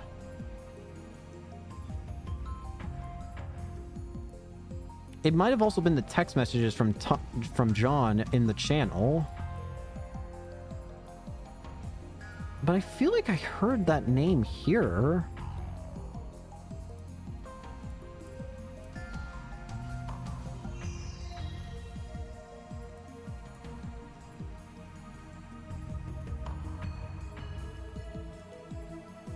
But maybe I'm wrong.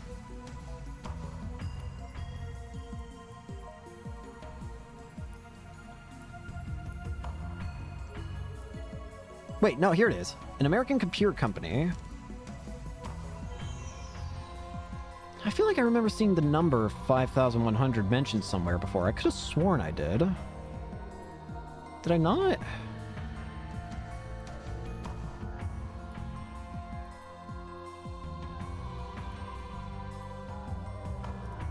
Again, I could just be wrong.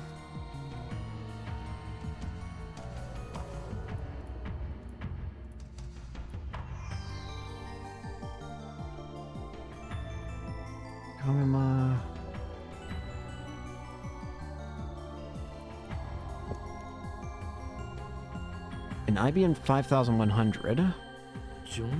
That's the computer John Tidori tried to get. Her fingers twitch, I think. You've seen one. No, I've only heard the name. Coincidence? No. This could be the choice of Steins Gate. Know anyone who might know? Daru probably knows more about it. He's my favorite right arm. He's a super hacker capable of breaking into even MI6's mainframe. In the United Kingdom, the government organization responsible for foreign intelligence operations, MI6 stands for Military Intelligence Section 6. However, its formal name is the Secret Intelligence Service. The MI6 part is a slight exaggeration. If that ever did happen, Men in Black would break down our door and take us away. But the super hacker part is true. The depth of his computer knowledge is uncanny. Speaking of Daru, I'm supposed to meet him at May Queen plus Neon Squared. I don't have time to stand around and chat with some crazy lady I don't even know. Well, I'm off, lady. Mia scrum in moderation. I try to make a smooth exit, one-liner and everything, but she grabs my sleeve before I can disappear into the crowd. What are you doing? Your email, please. What are you after? The super hacker. I guess she wants to hear Daru's story. It's my fault for mentioning him. Well, I'm meeting up with Daru, so why don't I just take her along? No, wait a sec. This could be a devious trap. Maybe she's really a spy sent to kidnap Daru. I'm defenseless without him. My only other ally is Mayuri, whose skills amount to costume design. I refuse. I'll never give up Daru. I slip past her and start walking faster. Glance back. I'm right here. She's following me. I pick up the pace, but she's still chasing me. Hi. Stop following me! I'm perturbed. She shows me her phone again. On the screen is a picture of me that she took. You still haven't deleted it! Tell me, and I'll delete it. You dare blackmail me? Who do you work for? I attempt to glare her into submission. Her eyes are already lowered. My glare is ineffective. During news stories with high public interest, reporters sometimes latch onto persons of interest, bombarding them with questions, prying into their lives, and even camping outside their houses. These activities are a serious invasion of privacy and can inflict mental and emotional stress on the subject.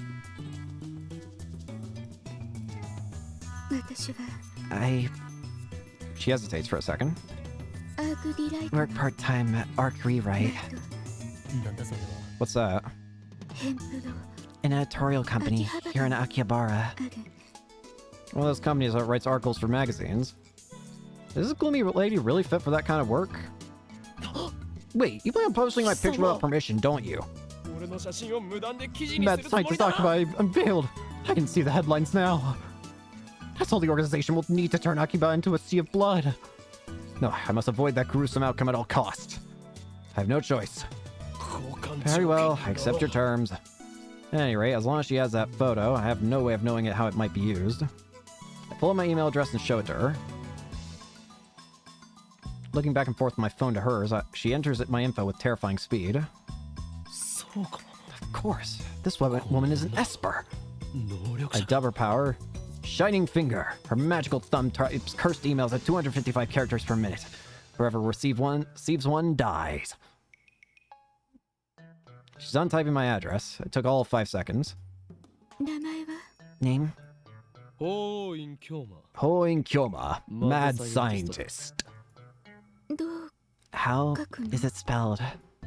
First Ho, like for Phoenix, then In, and finally Kyoma, which means a horrible truth that must never be revealed. Huh? Ho for Phoenix, then an In, and finally Kyoma, which means a horrible truth that must never be revealed. I repeat my perfect explanation. This is the origin of my true name. Explaining the In part of Huin would take too long, so I left it out. She enters my name with her head tilted to the side. Like this? What the hell is this? Are you mocking me? Owing your mom? She lowers her head a little more. An apologetic bow, I guess. Just hand me your phone, I'll enter it. She shakes her head, clutching her phone with both hands as if to protect it from me. Like a spoiled child who can't let go of a toy, she shields it from me with all her might. What does she think I'm gonna do? Her reaction is a little depressing. Anyway, she's obviously not gonna hand her phone, so I asked for her address instead, and I'll send her a blank mail. She told me her name a few minutes ago, but I forgot it already, so I enter a Shining Finger. What am I doing standing here in the middle of the street? Let's hurry up and send her a blank mail. I don't need to type anything. Oh, it's prompting me to do this.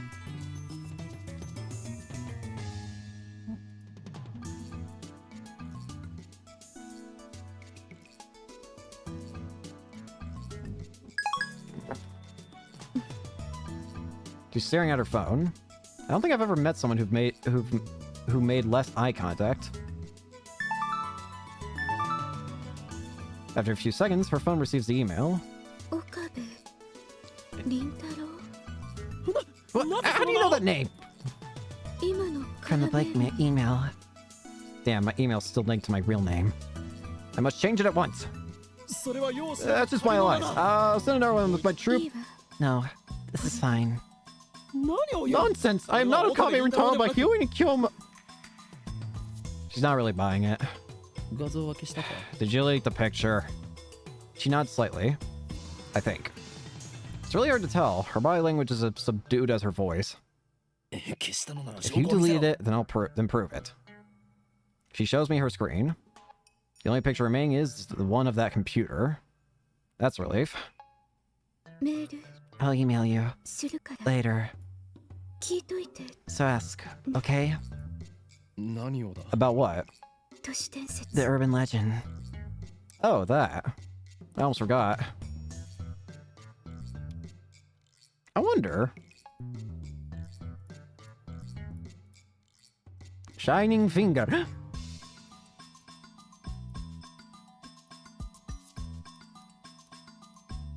With that, Shining Finger wanders off. Throughout the encounter, she kept the same cool expression. Actually, I don't think we ever made eye contact once.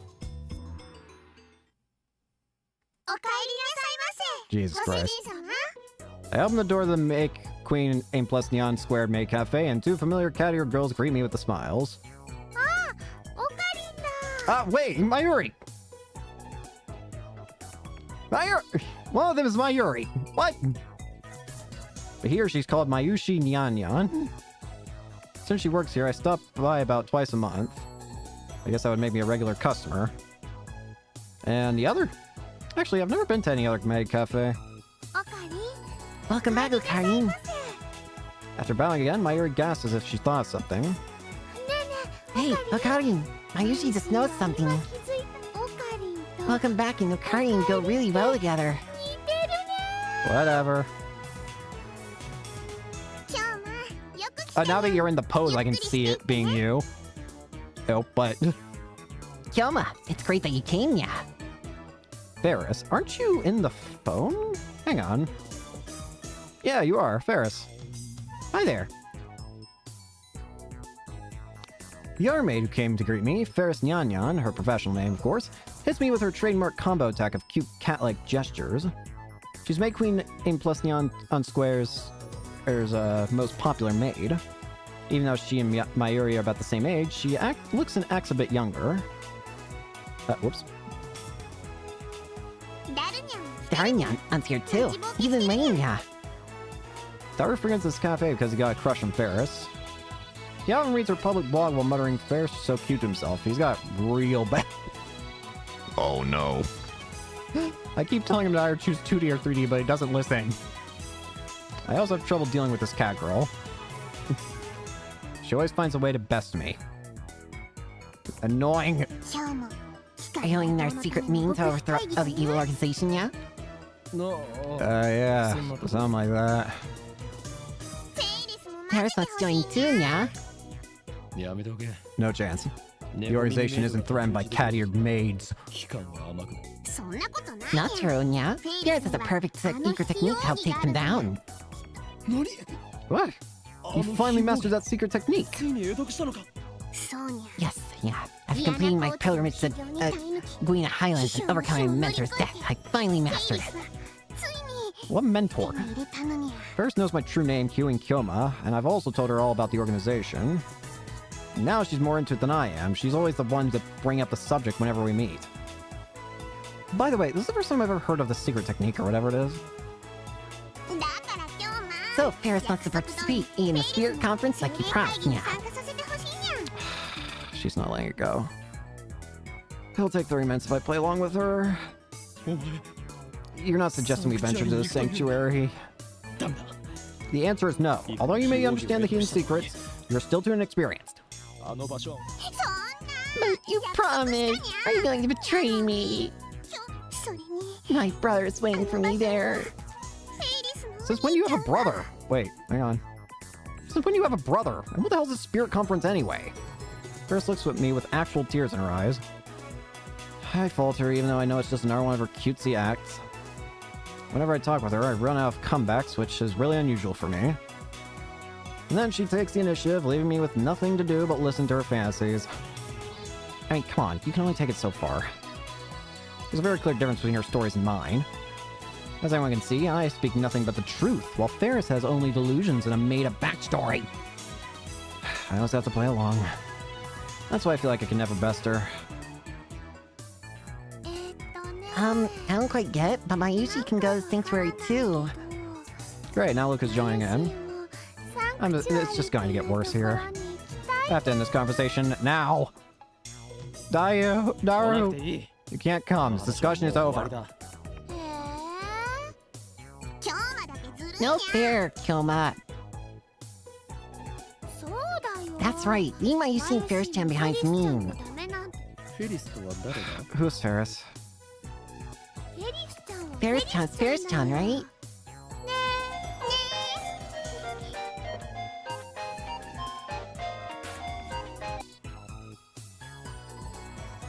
I'm gonna save the game. Ukako. I asked Mayuri-chan what is you're fighting against, but she just laughed and didn't answer. What should I do? I want to help Kyoma-san. If Steins Gate so chooses, You will learn the truth whether you're ready or not.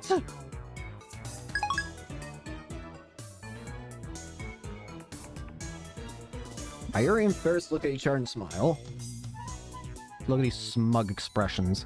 You mock me. Is she talking about this Ferris? Is that her real name? Have I been mistaken this whole time? That's a disturbing thought. Well, Mayushi has a hard time saying Ferris, so I just call her Ferris-chan instead. Oh, so that's it. It's like we're in a girls' school. That's not too tabby.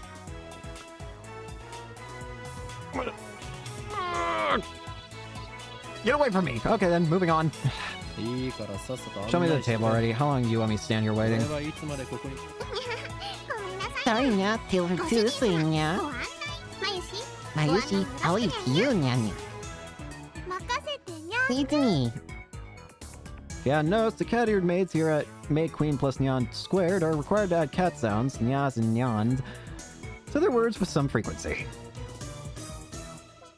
Mayuri takes my hand and leads me inside. Apparently, Mayushi Nyan is the only one who leads customers by the hand like this. Probably comes naturally to her. She doesn't even realize the effect it has on her customers, and that's why she's second to Ferris in popularity at this maid club, or cafe. She's guided me to Daru's table. The table's about 60% full. Among Akiba's maid cafes, Maid Queen Inyan Square's popularity is solid, but not booming. Considering what Ferris and the others are wearing, it's more like a cosplay cafe than a maid cafe. Furthermore, the cat ears and Yan Onion dialect makes it less accessible to low-level otaku and first-timers. On the other hand, those same cat ears are a topic of heated debate among diehard maid cafe fans. Maids don't have cat ears! Cat ears plus maid equals 2 times more! Those two viewpoints clash. This place is one of the older maid cafes in Akihabara, but it doesn't get much media exposure. Maybe that's what makes it more comfortable than most. At least that's what Daru says. He talks about this stuff so much it's been burned into my synapses. Karin is out here, nyan. You're way late. Seriously, man. Daru sits in front of me, but doesn't look my way. He looks upset for some reason. So, what are you talking about with Ferris? I want details. Do you really want to know? I don't think you'd understand it. Hell, I didn't even get most of it. Ah, the usual. Your conversations are too much for regular otaku. You guys do it in war or something, you know? It's like you two have your own reality marvel. You know I can't forgive you. Well, a type of magecraft in which the user overwrites the world with a pocket dimension based on his or her emotional experience. Often you use an ordinary conversation to speak of couples flirting in public, immersed in their own world, not caring about the pain they are inflicting on others. A general term for humans who possess supernatural powers. Common powers include telepathy, telekinesis, and precognition. The more exotic powers exist. It is rumored that some espers even possess the ability to reshape reality with pure force of will. Well, it derives from the term ESP, which stands for extrasensory perception.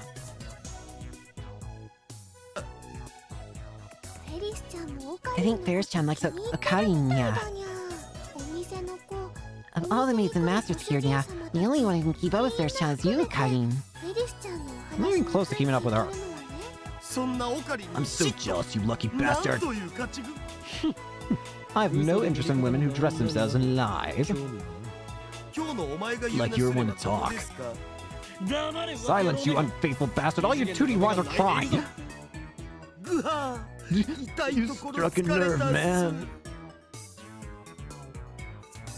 Daru theatrically grabs his chest and falls into the table. I sip from one of the glasses of water that Mayuri brought to our table.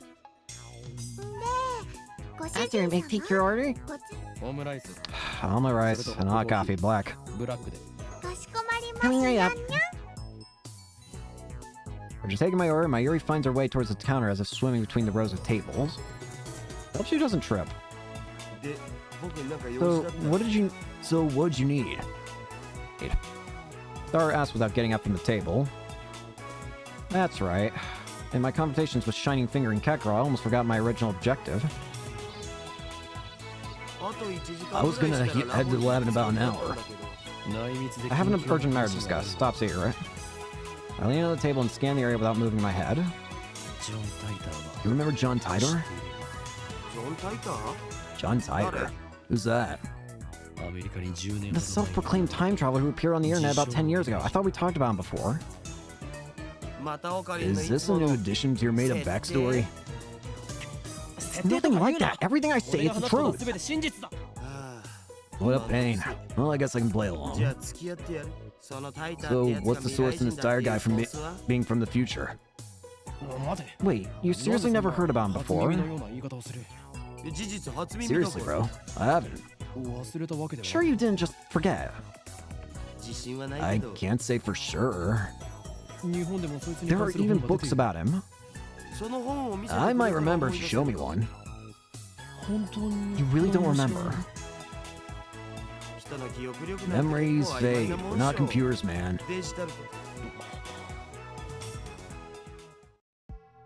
This is wrong. I remember talking to Daru about John Tyre back in high school. It was only idle talk, so it's possible that Daru just forgot about it. Daru is quite the internet addict, but the internet lets you choose what information you want to see. There's no guarantee Daru looked up info on John Tidor. If he had, I doubt he would have forgotten so completely. Is it my memories that are mistaken, or everyone else's? Then, what about the IBM 5100? Oh, you know about that? Cool. So you know about it. It's the model IBM released back in 1975. That's right. That's what John Tyre said on that channel. He traveled to 1975 first, obtained an IBM 5100, and then leaped to 1998. What kind of computer is it? A stupidly expensive kind. Back when it came out, computers were so expensive that average people couldn't get their hands on them. It's full of proprietary IBM technology and was a pretty powerful computer for its time. Then 6 years later, in 1981, IBM launched the popular IBM PC series. Now that's more famous. Anyway, it's not like I'm an expert. This is just stuff I read on a wiki. An online system for the creation and compilation of hypertext documents on a web server. Have you heard of an urban legend that there's one in Akiba? You bet I have. This last month there was big talk about it on the net. Some match channelers heard the rumors and went searching for it. My friend on Free Para, Sister Pet Centipede, was the main person behind that. A popular SNS social network service website designed to facilitate easy communication between users. Even the legendary Nyar Dave Itchno joined the fray, but they still couldn't find it. So, it was just a hoax. Who knows? There are tons of underground shops in Akiba. It won't be strange if an IBM 5100 suddenly turned up in some hole in the wall. I see. My phone suddenly starts vibrating. A shining finger. I must save first.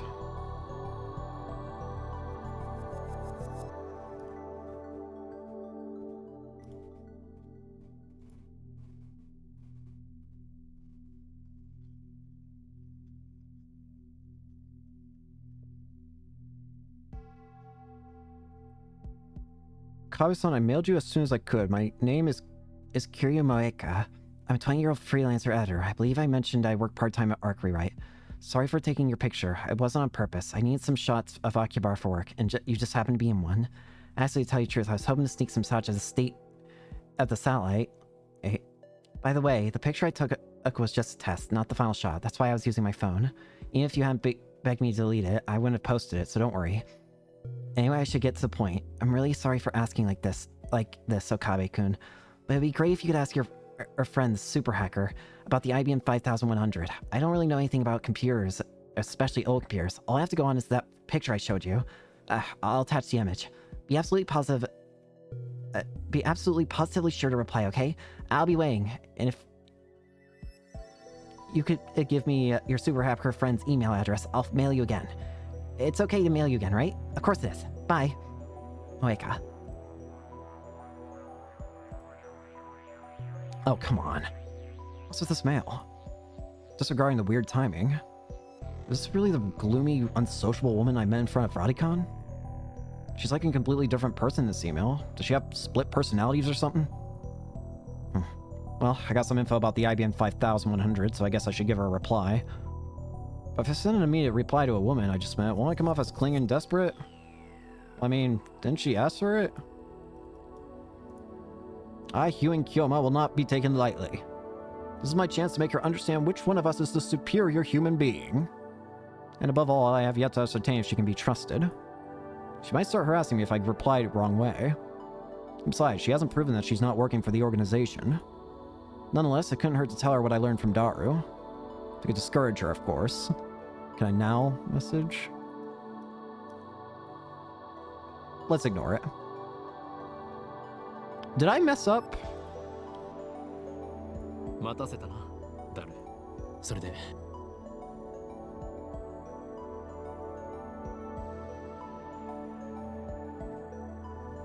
I'm gonna load.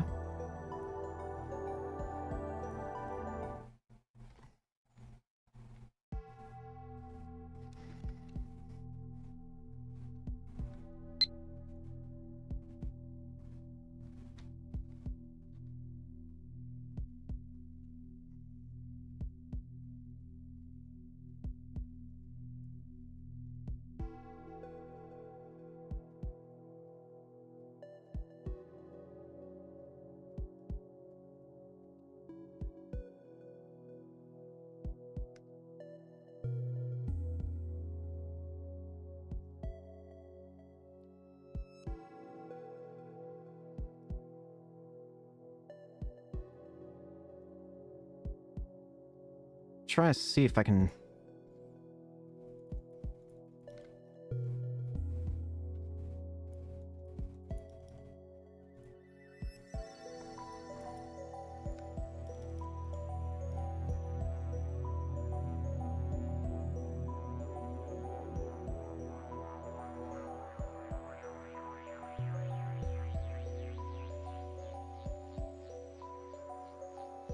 Am I stupid?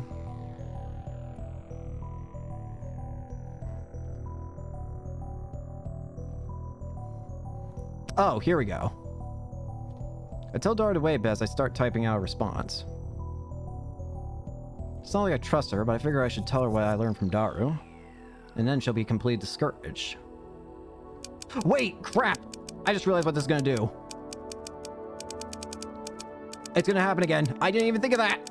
Last month, some PC... I just realized my mistake. As expected, it's extremely rare last month. Some PC otaku searched all over Akiba without finding anyone. Turns out the rumor you heard was false. Uh-oh. It's happening. It's gonna happen again. Okay, sent. What? Response already? Hardly any time lag? As always, shine finger, your digits defy the laws. Start reading the mail. It can't be. I'll mail you again. By the way, you mentioned a John something or other. Do you have that John person? Do you know if the... Does that John person have an IBN 5000? Please reply soon, Moeka. Damn it. That's a predisposition to harassment. I should never gotten involved with her. Let's not reply to this one. Fill my minimum obligation. I have nothing to feel guilty about. 待たせたな、ダル。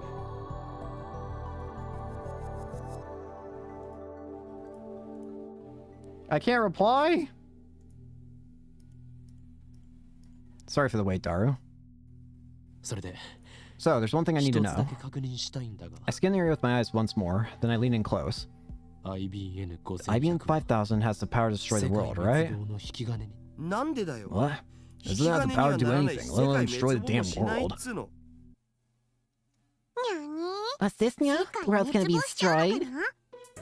Ferris brings my rice omelet. Omelet rice. She's doing her cat-like gestures while keeping her tray balanced on one hand. True feline agility. Despite her nyan nonsense, Ferris is the consummate professional. Thanks for waiting. Omelet rice. Cat girl puts the omelet rice on the table and then takes a bottle of ketchup from her apron pocket. Rice the world She uses it to write "The world is doomed" in red letters upon the omelet's blank yellow canvas. Thanks. Please enjoy your meal before the world ends. World is doomed for the win! There's his handwriting, so cute, puts my omelet in danger too. It appears the cuteness has shattered Daru's sanity. I give him a look that says calm down, but to no avail. I smooth out the ketchup with the ball on my spoon, erasing the ketchup words. I get the feeling he's about to kill me. What a waste. I'm gonna eat it. I'm gonna eat it either way. Do you consider participating in the Ferris Cup, nya? Yeah, of course I'm participating. Ferris Cup? What's that? Take a mouthful of omelet rice. Next Sunday, we're going to host a Rhinet tournament at the cafe. Ferris starts dancing in place. Prefer she not jump around like that when people are eating nearby. This is event organizer, so am I, nya. You can participate too if you want. Huma, entrance fee is 1,000 yen and includes the drink. Whoever beats first gets to enjoy some of Ferris' home cooking, nya. It'll never happen. Ocarina sucks at Rhinet. It's so fun. No, it's fine. I stop shoveling the omelet rice into my mouth and endeavor a melancholy sigh. Rhinet, Access Bowers, huh? Whenever I hear that name, I remember the former champion. It's already been 2 years? No, it's nothing. Forget what I said. Sounds so serious, nya. Who's the former champion, nya? Well, it doesn't exist. I mean, Rhinet didn't even have an official tournament until about a year ago. Kyoma, still can't forget him, can you, nya? What? I remember that you and the champion, my brother, were such good friends, and Kyoma, you were so close that it made me jealous. Damn it, she took my story and ran with it again. I never even said anything about being her brother. I don't even know if Ferris even has siblings. I shouldn't even talk about this stuff like this in front of Ferris. It's time to let go of your past. Seize the day with your own paw. Her shout resounds throughout the store. Her finger snaps at me. You know it's painful. No, because it's painful. Oh, I see my breast dying. I must have affected my skills of Rhiner. You know, there's something I've noticed throughout the game so far, which is there's some words that just seem like a different color. It's very faint, but look at because here. I'm almost positive that because here is a different... It's definitely a different shade of, like, it's more gray than it is white. But why? There have been a bunch of words like that throughout the game, I've noticed. It's not just that one. But there have been a bunch of words throughout the game that just look like they're, like, faded. You remember, nya? You say somewhat someday let's bring peace to the world with Rhino. Ferris, bring me my coffee. Ferris, bring me my coffee. I present an empty plate to Ferris. I always eat quickly. It's a habit I picked up naturally during my years on the run from the organization. Screw the slow food trend. Sure thing. Just a moment. Ferris takes a dish and heads back to the counter. If I'd let things go as they were, I would have had to play along with for another 10 minutes in her fantasy world. Ferris is one of the most skilled rainnetters I know. Dar explains it with a wry smile. He's gone undefeated in over 400 official matches. Unofficial. Is she Rickson Gracie? Daru ignores my perfect retort. It's so disappointing that Ferris doesn't go to official tournaments. She'd win if she did, no doubt. Why doesn't she? I'm sure it's for the customers. She probably doesn't want to inconvenience the store. Truly a model made. Also, she's Mayushi's age, so she probably has high school too. She doesn't want to inconvenience the store, yet she's holding the Ferris Cup here? That doesn't matter at all. The point is, Ferris, cute, and cuteness is justice. Cute cat-haired maids are sweet, if you know what I mean, and that's all that matters, right? So in the end, do you bat for the 2D team or the 3D team? I dare say I'm buff. You're bi-dimensional?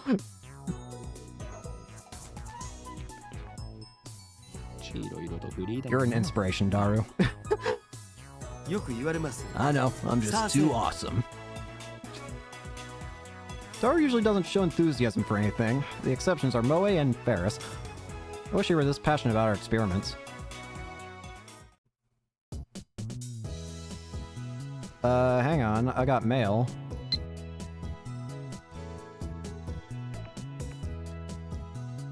You're more perceptive than I thought, Nya. So now you understand what's at stake. The Redfoot Southern Cross will soon hatch, Nya. Time has come for Ferris to journey to the sanctuary and prepare for... I can say no more. What are you talking about? We quit testing me with this mockery. I see, so the holders of original sin, those who, like me, were born of Prototype 13, have begun to assemble an Akiba, guided by the star that we alone can see. The time is right. It's our awakening? It's 50 years earlier than I predicted. What does this mean?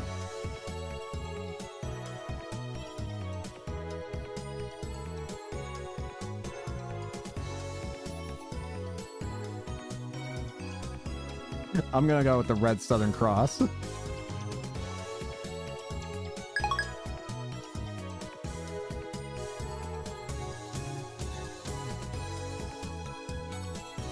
Alright, I think, now this is a bit shorter than my other streams, but that's most because I have stuff that needs to get done elsewhere, so We're gonna go ahead and actually end it here for today.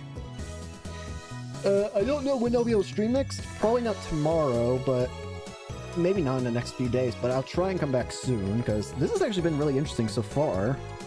We haven't gone too much into the nitty-gritty, I can feel, but at the same time, I like all the characters seem pretty funny so far, or in some way. Okay, so I'm very curious, how's things gonna start spiraling out of control from here? Guess we'll just have to figure out next time, right? Thank you all so much for watching, hope you enjoyed, and hope to see you all later. peace.